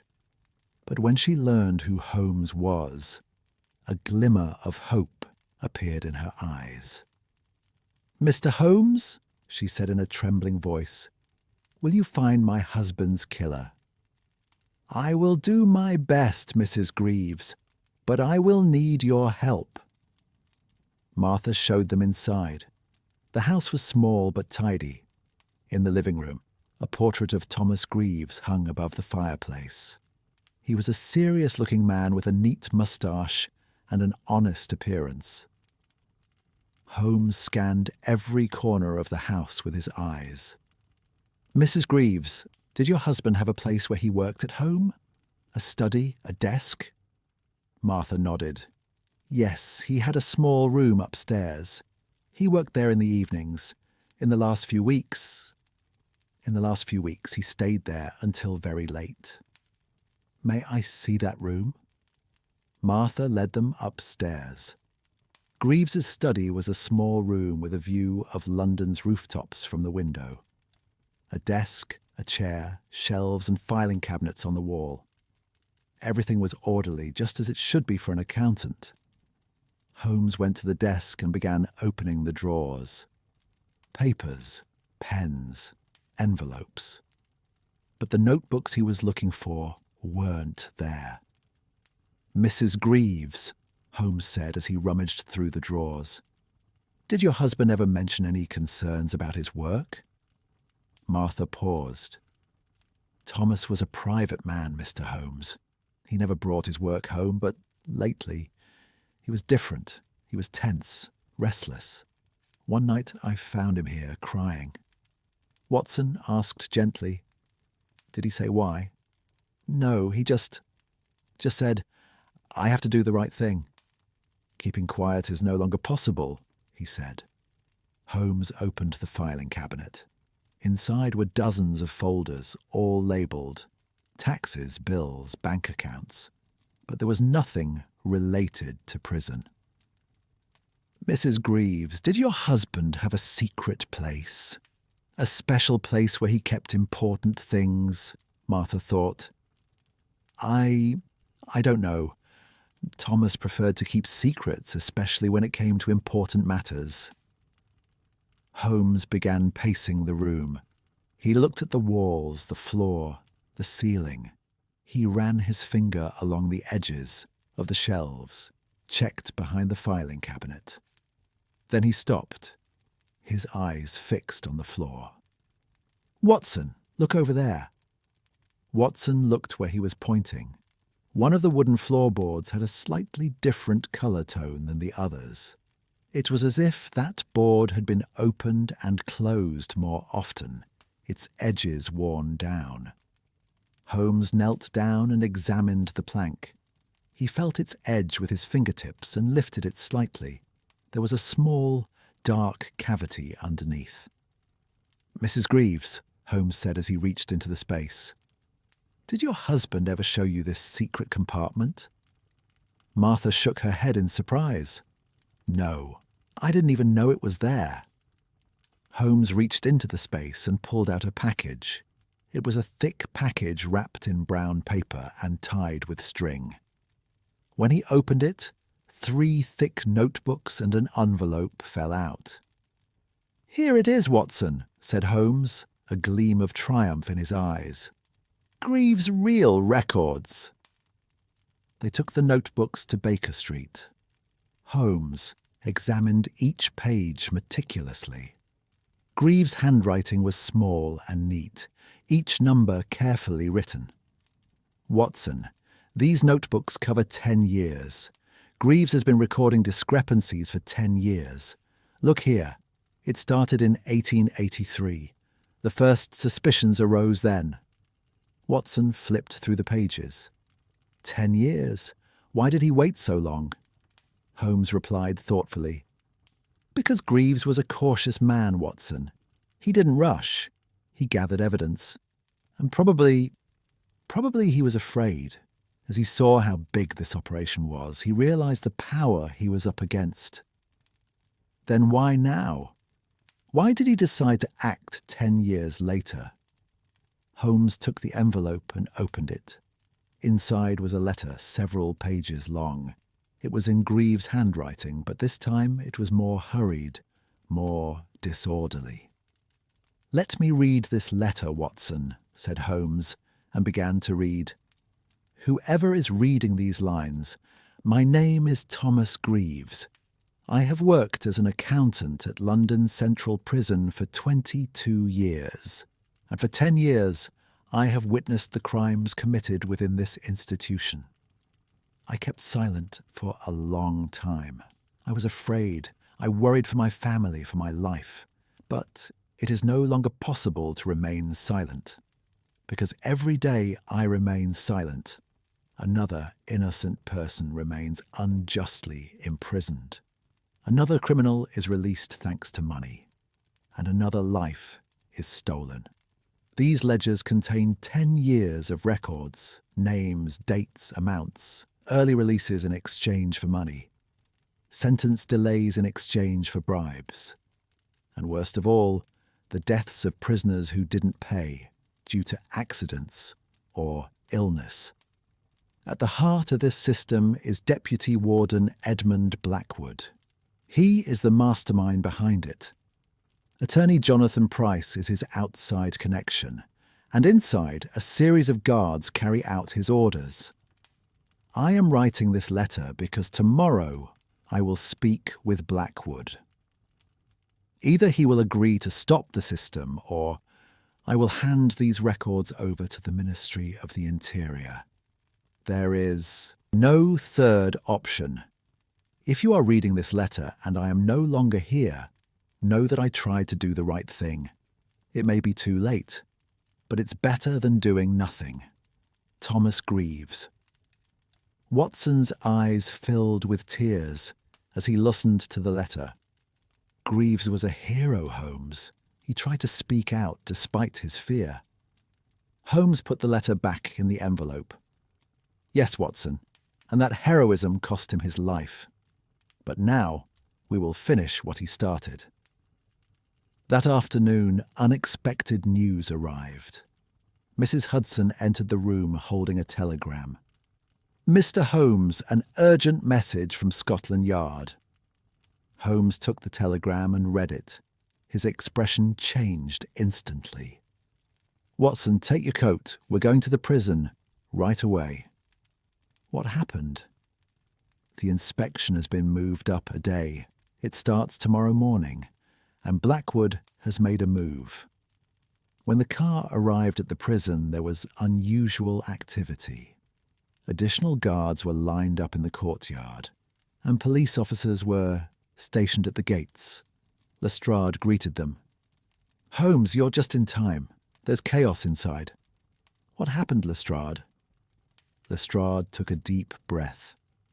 This morning, Blackwood issued a sudden execution order. Prisoner 5234, William Hartley. He's to be hanged tomorrow morning. Holmes's eyebrows furrowed. Hartley? That name sounds familiar. It should be. Hartley is one of the prisoners mentioned in Greaves's notebook. He paid the money but wasn't released. And in recent weeks, he started talking about the system. Watson understood. Like Morton, Blackwood is silencing witnesses. Yes, said Lestrade. But this time he chose a legal-looking route. Hartley had a death sentence for murder. The execution date was actually 3 months away. But Blackwood had it brought forward on the grounds of bad behaviour. Holmes walked quickly toward the prison gate. Where is Hartley? In the execution cells, in the death row section. I need to speak with him, now. The execution cells were in the darkest corner of the prison. Thick stone walls, narrow corridors, heavy iron doors. No sunlight penetrated here, no hope ever entered. William Hartley was sitting on the floor of his cell. He was a thin, pale man in his 30s. His eyes had the vacant stare of someone approaching death. Mr. Hartley, Holmes said through the bars, I have a few questions for you. Hartley raised his head. Who are you? Sherlock Holmes, and perhaps the person who could save your life. Hartley let out a bitter laugh. My life? I'm to be hanged tomorrow morning, sir. No one can save my life. Perhaps I can. But first, you need to talk about Blackwood, about the system. Something changed in Hartley's eyes. a mix of fear, despair, and a spark. Blackwood, that devil. That's why I'm here. I paid, sir. My family sold everything. I was going to be released. But then... He paused. Then Blackwood wanted more. We couldn't give it. And suddenly my good behaviour points were wiped out. Disciplinary penalties came. For things I never did. And now I'm dying. Holmes asked calmly, "Do you remember what Blackwood told you? Especially about how the system works?" Hartley thought. "He came once, to my cell, in the middle of the night. He said, in this prison, I am God. I decide who lives and who dies. And you, Hartley, you're no longer useful to me." Did anyone else hear that? Guardian Jenkins, he was waiting at the door. Blackwood's loyal dog. Holmes turned to Watson. His eyes were shining. "There you have it, Watson. The final piece. Direct testimony from Blackwood's own mouth." When we entered the prison warden's office, an argument was underway. Bennington was cowering behind his desk, while Blackwood stood in the middle of the room, shouting angrily. "The execution will take place tomorrow. The paperwork is ready.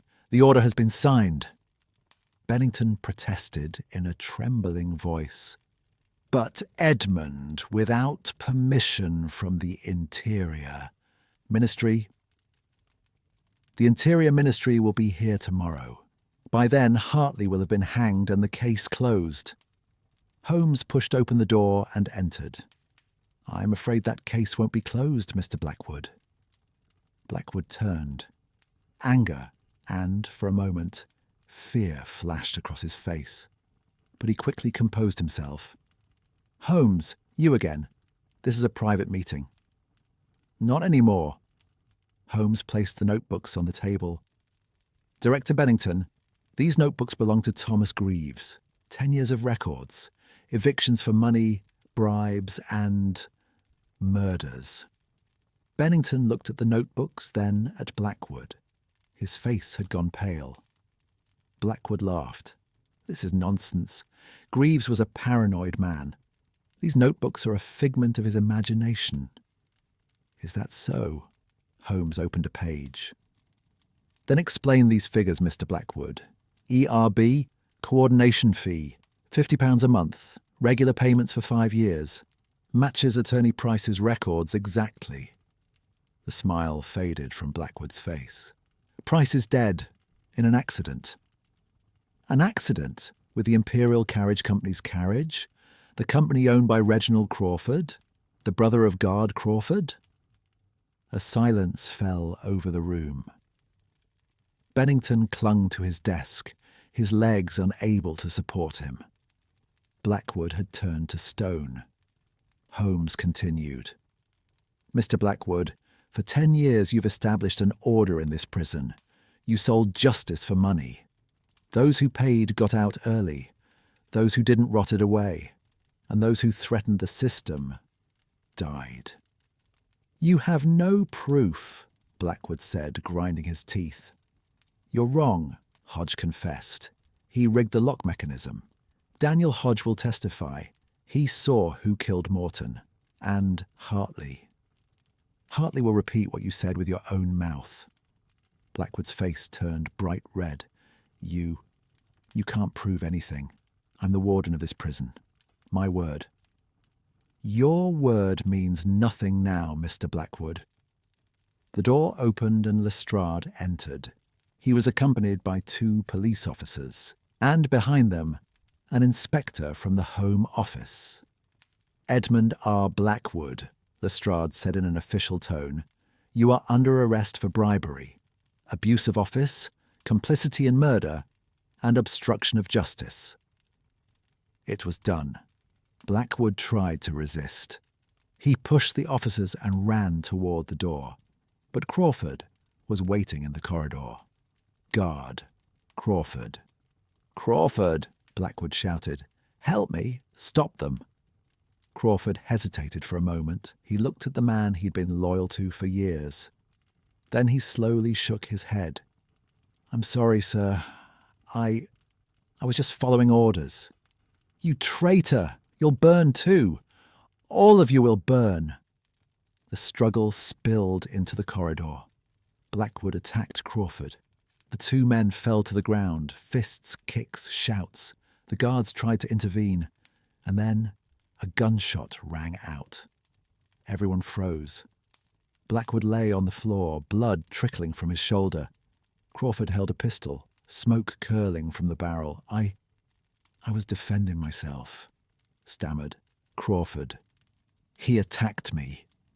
Lestrade took the gun and arrested Crawford. Holmes knelt beside the wounded Blackwood.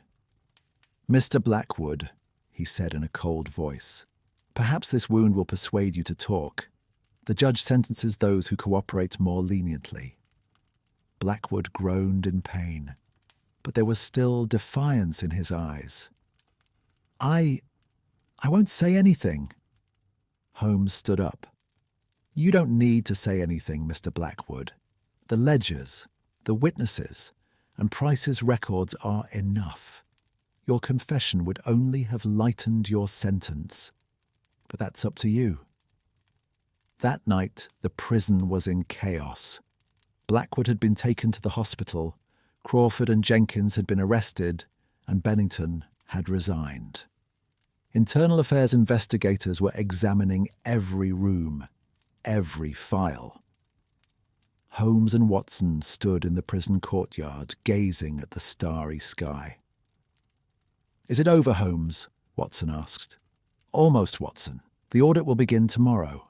All records will be examined, and the crimes committed within these walls over the past 10 years will come to light." "What about Hartley? Was the execution cancelled?" Holmes shook his head. "Yes. Lestrade stopped the execution order. Hartley's case will be retried. He may still be executed after all. He was convicted of murder. But at least he will get a fair trial." Watson took a deep breath. "And Hodge? Daniel?" "Hodge will receive a pardon in exchange for his testimony. Daniel's case will be re-evaluated. Maybe early release, maybe a reduced sentence, but at least they're no longer under blackmail." The sound of a distant bell could be heard. Midnight. A new day was beginning. "Holmes," Watson said quietly, "Greaves's letter comes to mind. I tried to do the right thing. Maybe it's too late, but it's better than nothing. He succeeded, even after his death." Holmes looked at the prison walls, those massive, dark walls that had hidden secrets and covered up crimes for years. "The walls stand, Watson. They will always stand. But the rotten structure within them, that is crumbling now. Greaves opened a crack. We widened that crack. And tomorrow, justice will flow through that crack." Watson smiled. He was tired and worn out. But there was a peace within him, the peace that comes from a job well done. "Shall we go home, Holmes?" Holmes looked at the prison one last time. Then he turned and joined his friend. "Yes, Watson, let's go home. Tomorrow will be a long day." The two men began walking through London's dark streets. Behind them, within the walls, an order was collapsing. And perhaps no one heard the sound of that collapse, but it could be felt, like the delayed but inevitable footsteps of justice. And by morning, those footsteps would be heard even louder, loud enough for all of London to hear. Chapter 7. The walls stand on the morning of the inspection. An unexpected sun rose over London.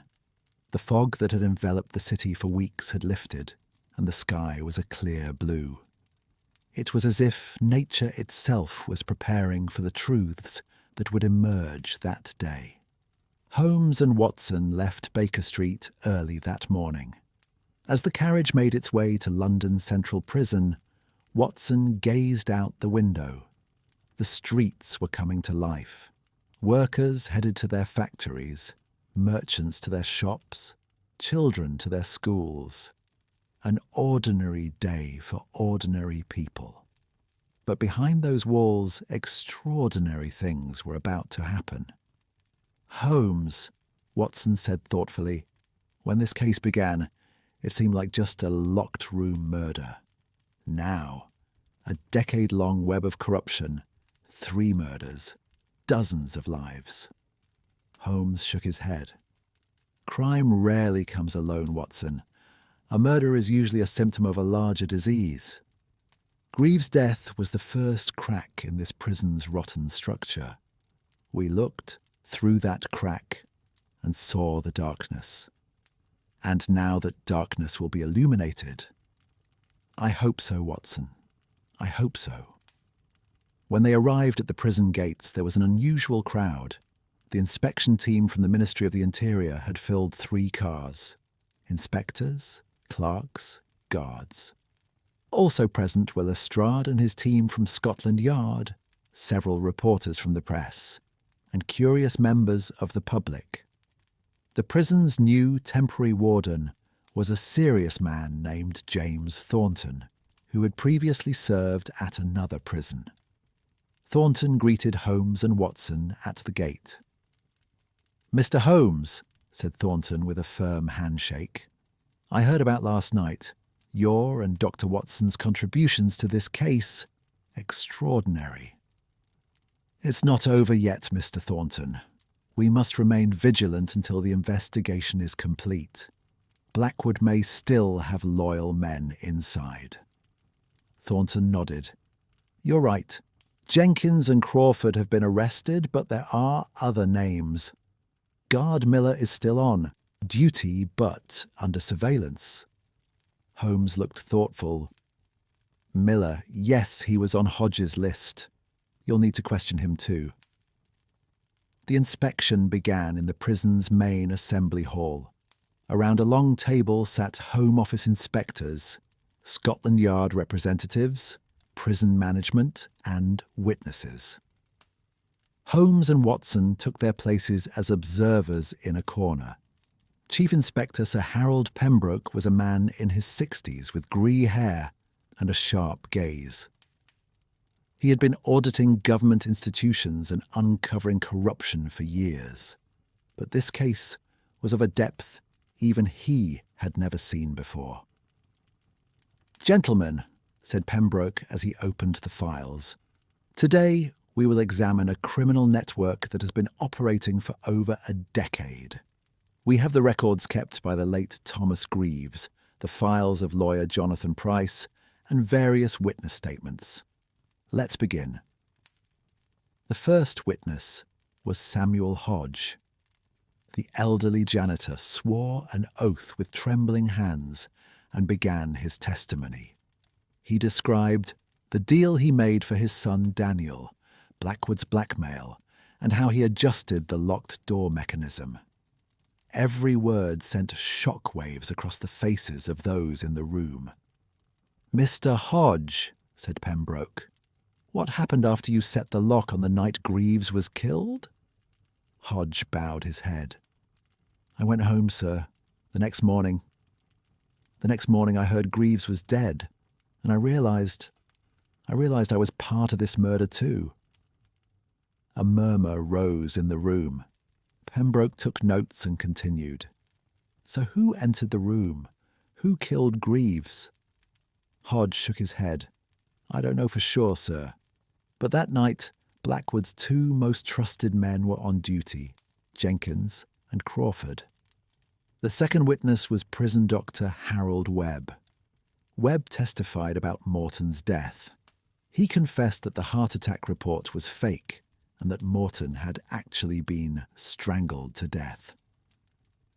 "Why did you write the fake report, Dr. Webb?" asked Pembroke. Webb's voice trembled. "I was afraid, sir. Blackwood threatened me explicitly. 'You don't want to end up like Morton,' he said. I'm a coward, but I'm ready to tell the truth now." A silence fell over the room. Pembroke looked at Webb for a long time. "Dr. Webb, a deal can be made with the prosecution in exchange for your testimony." but this depends on your other testimonies also being true. Webb nodded. I'll tell everything, sir. Everything. When the lunch break was over, Holmes and Watson went out into the prison courtyard. The sun was still shining, but the coolness of the air reminded them that winter was approaching. Watson, Holmes said thoughtfully, this hearing is important, but the real trial will be in court. And in court, everything must be flawless. What do you mean? Blackwood is a clever man, Watson. His lawyers will exploit the slightest gap in the evidence. We have Hodge's confession, but Hodge didn't commit the murder. He only set the lock.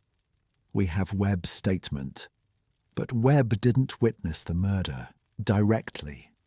We need definitive proof. Proof of who killed Greaves. Watson frowned. Daniel Hodge? He said he heard about Morton's murder. Yes, but Daniel didn't witness Greaves' murder either. Different nights, different events. Holmes took his pipe out of his pocket and filled it thoughtfully. We're overlooking something, Watson. A detail, a connection. Just then Lestrade ran up to them. His face showed a mix of excitement and worry. Holmes, Jenkins has started talking. Jenkins sat in the prison interrogation room, his hands cuffed, his face pale. He was a 35-year-old, burly, stern-looking man, but now that sternness had crumbled, replaced by fear. When Holmes and Watson entered the room, Jenkins raised his head. His eyes held the hopelessness of a prisoner. Mr. Holmes, he said in a hoarse voice, I want to talk. I want to tell you everything. Holmes sat down across from him. I'm listening, Jenkins. Jenkins took a deep breath. I killed Greaves. A silence fell over the room. Watson held his breath. Lestrade took out his notebook. Jenkins continued. That night, Blackwood called me. He said Greaves was dangerous, needed to be silenced. I protested. But Blackwood told me what he knew about me. Something from my past. An incident. If I didn't talk, he'd expose it. My career, my family, everything would be ruined. What did you do? Holmes asked. Hodge had set the lock. At midnight, I entered Greaves's room. The man was still working, writing in his notebooks. I approached him from behind. When he turned around, there was a pencil box on the corner of the desk, heavy bronze. I took it and... Jenkins's voice broke. Tears streamed from his eyes. Go on, said Holmes in a cold voice. I hit him. Once, twice, 3 times. Greaves fell to the floor. I panicked. I left the room, closed the door. The mechanism Hodge had set up made the door appear locked from the inside. Then I took the pencil case and threw it into the Thames. Watson asked, What about Morton? Did you kill him too? Jenkins shook his head. No, Crawford killed Morton. Only Greaves. Holmes stood up. Jenkins, this confession will be recorded in writing and used in court. You understand that? Jenkins bowed his head. I know, but I don't care anymore. This burden was too heavy. Every night I saw Greaves's face, that bewildered, frightened face. I couldn't bear it anymore. The afternoon session began with Jenkins' confession. Chief Inspector Pembroke read the written statement. Everyone in the courtroom held their breath. This confession, said Pembroke, indicates that the murder of Thomas Greaves has been solved. The perpetrator is guard Albert Jenkins. The instigator is Assistant Warden Edmund Blackwood. Aiding and abetting, Janitor Samuel Hodge. Holmes stood up. Mr. Inspector, may I add something? Pembroke nodded. Go ahead, Mr. Holmes. Holmes walked to the centre of the room. He held Greaves's, notebooks in his hand. Gentlemen, These ledgers are not merely evidence in a murder case. The story of 10 years is written on these pages. Thomas Greaves worked in this prison for 22 years. For 22 years, he dealt with numbers, kept records, made calculations, and 10 years ago, he noticed an inconsistency. Holmes opened a page. 1883, the first record. Prisoner 3156, early release. Next to it, a question mark. Greaves sensed something was wrong that day, but he didn't speak up. Why?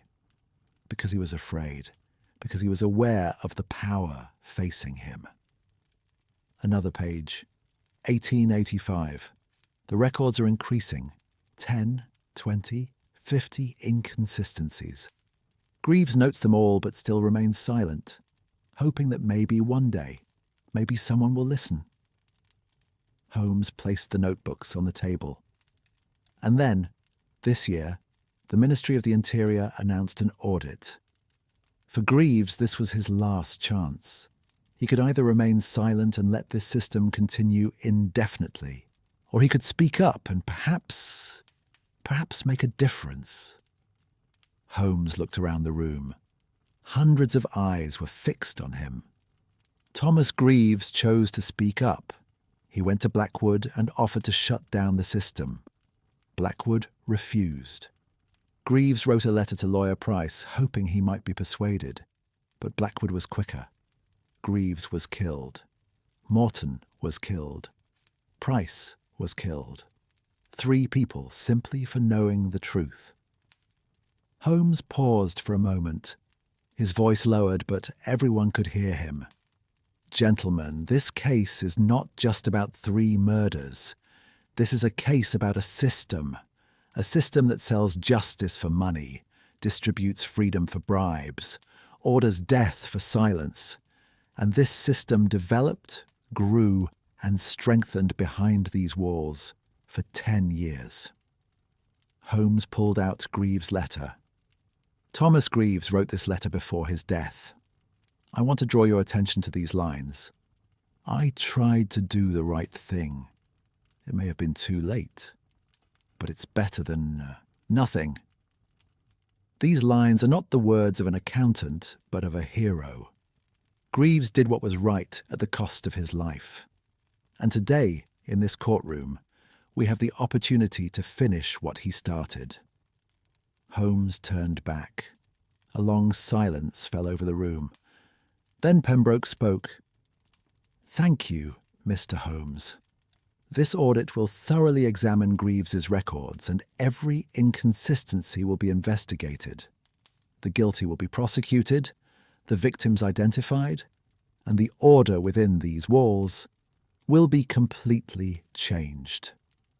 The audit lasted 3 days. Every file was examined, every record compared, every witness heard. Finally, a shocking picture emerged. Over the course of 10 years, 137 prisoners had been released early in exchange for money. The total amount of bribes exceeded £15,000. Half of this money went to Blackwood, a quarter to Price, and the rest to various guards and officials.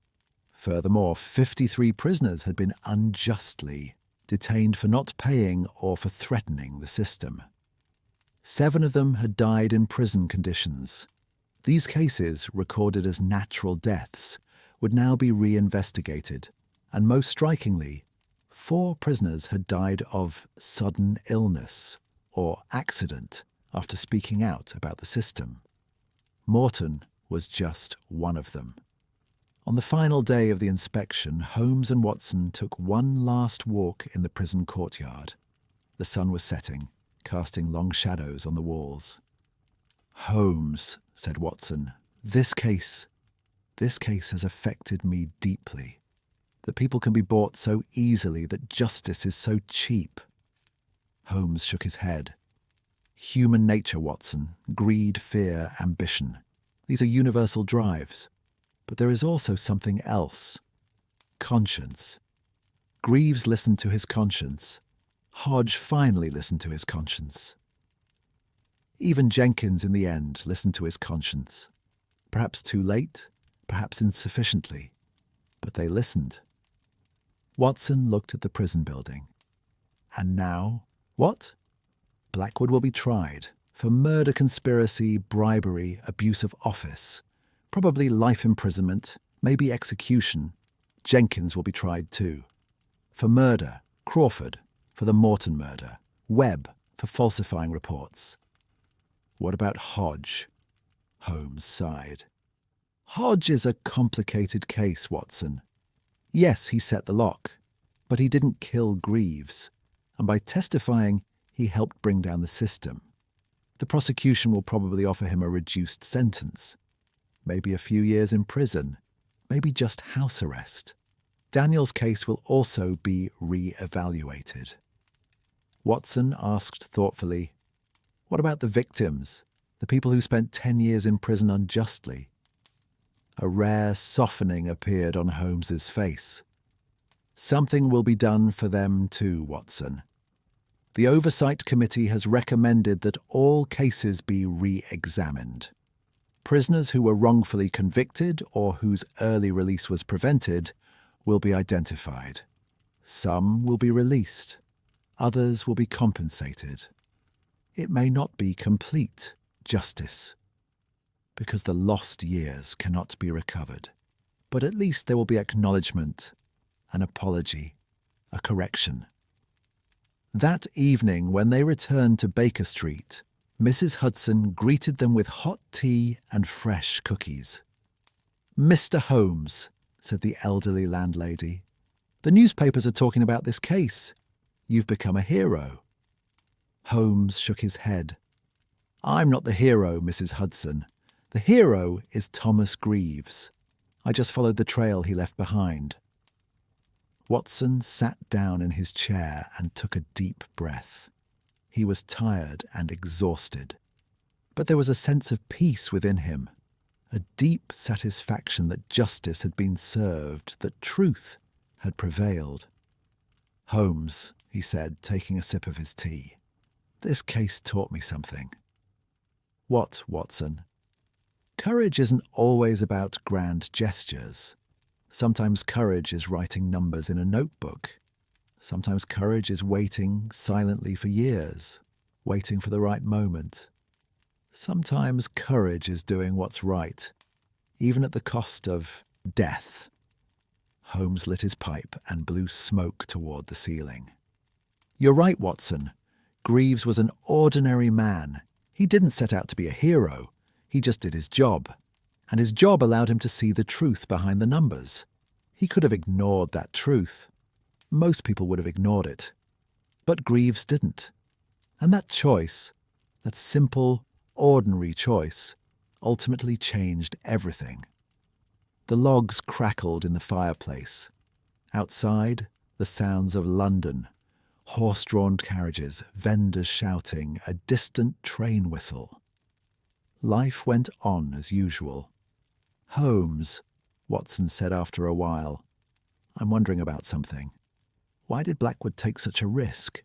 He was already in a good position, had a respectable career. Why the bribery? Why the murder?" Holmes replied thoughtfully, "Human greed knows no bounds, Watson. Blackwood probably started small, maybe a favour, maybe a little money, then more and more. And at some point, he crossed a line of no return. He couldn't stop because stopping meant the past would come to light. So he kept going, sinking deeper, until Greaves stopped him." "A monster stopped by an accountant."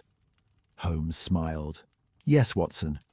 Sometimes the strongest weapons aren't swords or guns. Sometimes the most powerful weapon is a pen and a notebook. Greaves understood this, and he paid the price. But at the same time, he also won. Because today, Blackwood is chained, and the words written by Greaves's pen echo in courtrooms. A few weeks later, the court rulings were announced. Edmund R. Blackwood, found guilty of inciting the deaths of 3 people, running a 10-year bribery ring and obstructing justice. Sentence: life imprisonment. The death penalty was reviewed due to the prosecutor's appeal. Albert Jenkins, found guilty of murdering Thomas Greaves. Sentence: 20 years in prison. George Crawford, found guilty of murdering Elias Morton. Sentence: death penalty. Reginald Crawford, found guilty of aiding and abetting the murder of Jonathan Price. Sentence: 15 years in prison. Harold Webb, found guilty of forging official documents. Sentence: 5 years in prison. Samuel Hodge, found guilty of aiding and abetting murder, but received a reduced sentence due to cooperation and testimony. Sentence: 2 years of house arrest. Daniel Hodge, his case was retried and his good behaviour reduction was approved. He will be released within 6 months. On the day the verdicts were announced, Holmes and Watson stood in front of the courthouse. Reporters surrounded them, but Holmes did not answer any questions. He simply pushed through the crowd and walked away calmly. When Watson caught up with his friend, he saw a strange expression on Holmes's face. Not triumph, not joy, not satisfaction, just deep thoughtfulness. "Holmes, is something wrong?" Holmes stopped and looked back at the courthouse. "Watson, justice has been served. But celebrating this is difficult. 3 people died. Dozens of lives were ruined, and, behind these walls, people rotted away for 10 years. Justice came too late, Watson. Much too late." Watson placed a hand on his friend's shoulder.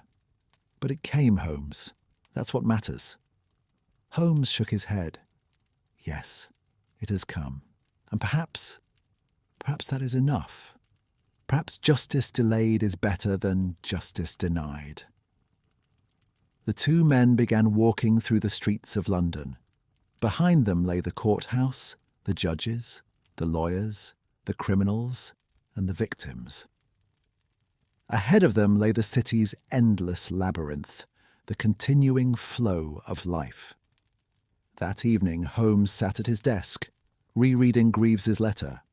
Watson was in front of the fireplace, flipping through the pages of a book, but his mind was elsewhere. "Holmes," Watson said after a while, "what will happen to Greaves's family, his wife Martha?" Holmes folded the letter and put it back in the envelope. "The Home Office will award Greaves a posthumous Medal of Honor. His family will also receive compensation. It's not a large sum, but it's an acknowledgement, a thank you. I think that's the most important thing for Martha, knowing her husband didn't die in vain." Holmes stood up and walked to the window. London was shrouded in night. Street lamps cast flickering light, and in the distance, a night watchman's whistle could be heard. "Watson," Holmes said quietly, "every night in this city, someone suffers injustice. Someone gives a bribe, someone takes it. Someone commits a crime, someone turns a blind eye. And most of the time, nothing happens. The criminals go unpunished. The victims are forgotten." Watson closed his book. But this time it was different. Yes, this time it was different. Because Thomas Greaves picked up a pen and started writing. Because the numbers told him a story, and he listened to that story. Because despite his fear, he refused to remain silent. Holmes turned and looked at Watson. There was a rare light in his eyes. "Watson, I'm a detective. I solve crimes. I catch killers. But the real heroes, they're people like Greaves. Ordinary people, ordinary lives, but extraordinary courage. Without them, I'd have no work to do. Because they are the first to see the darkness. And when they see the darkness, they are the ones who light the flame." Watson stood up and came over to his friend. The 2 men looked out at the London night. darkness and light, crime and justice, fear and courage. It was all there in that vast city, side by side. "Holmes," Watson said, "what will happen tomorrow?" Holmes smiled. "Tomorrow. Tomorrow is a new day, Watson. New cases, new puzzles, new challenges. But tonight, let's just remember Thomas Greaves, his courage, his sacrifice. And maybe this memory will give us strength tomorrow."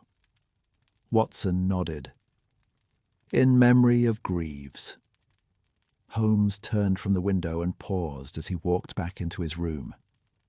"In memory of Greaves, Watson, and all the ordinary heroes who fight for justice. London's Central Prison was completely rebuilt that winter. New warden, new guards, new rules. The walls remained standing, but the rotten system inside was completely dismantled. And next to the prison's main gate, a small bronze plaque was hung. It bore the following inscription: "In memory of Thomas Greaves, an accountant who had the courage to do what was right, 1846 to 1892. It may be late, but it's better than never." Every morning when the sun rose, that plaque would shine. And perhaps, just perhaps, Greaves's spirit would smile too. Because the walls were still standing, but now there was justice within them. And justice, though late, had found its place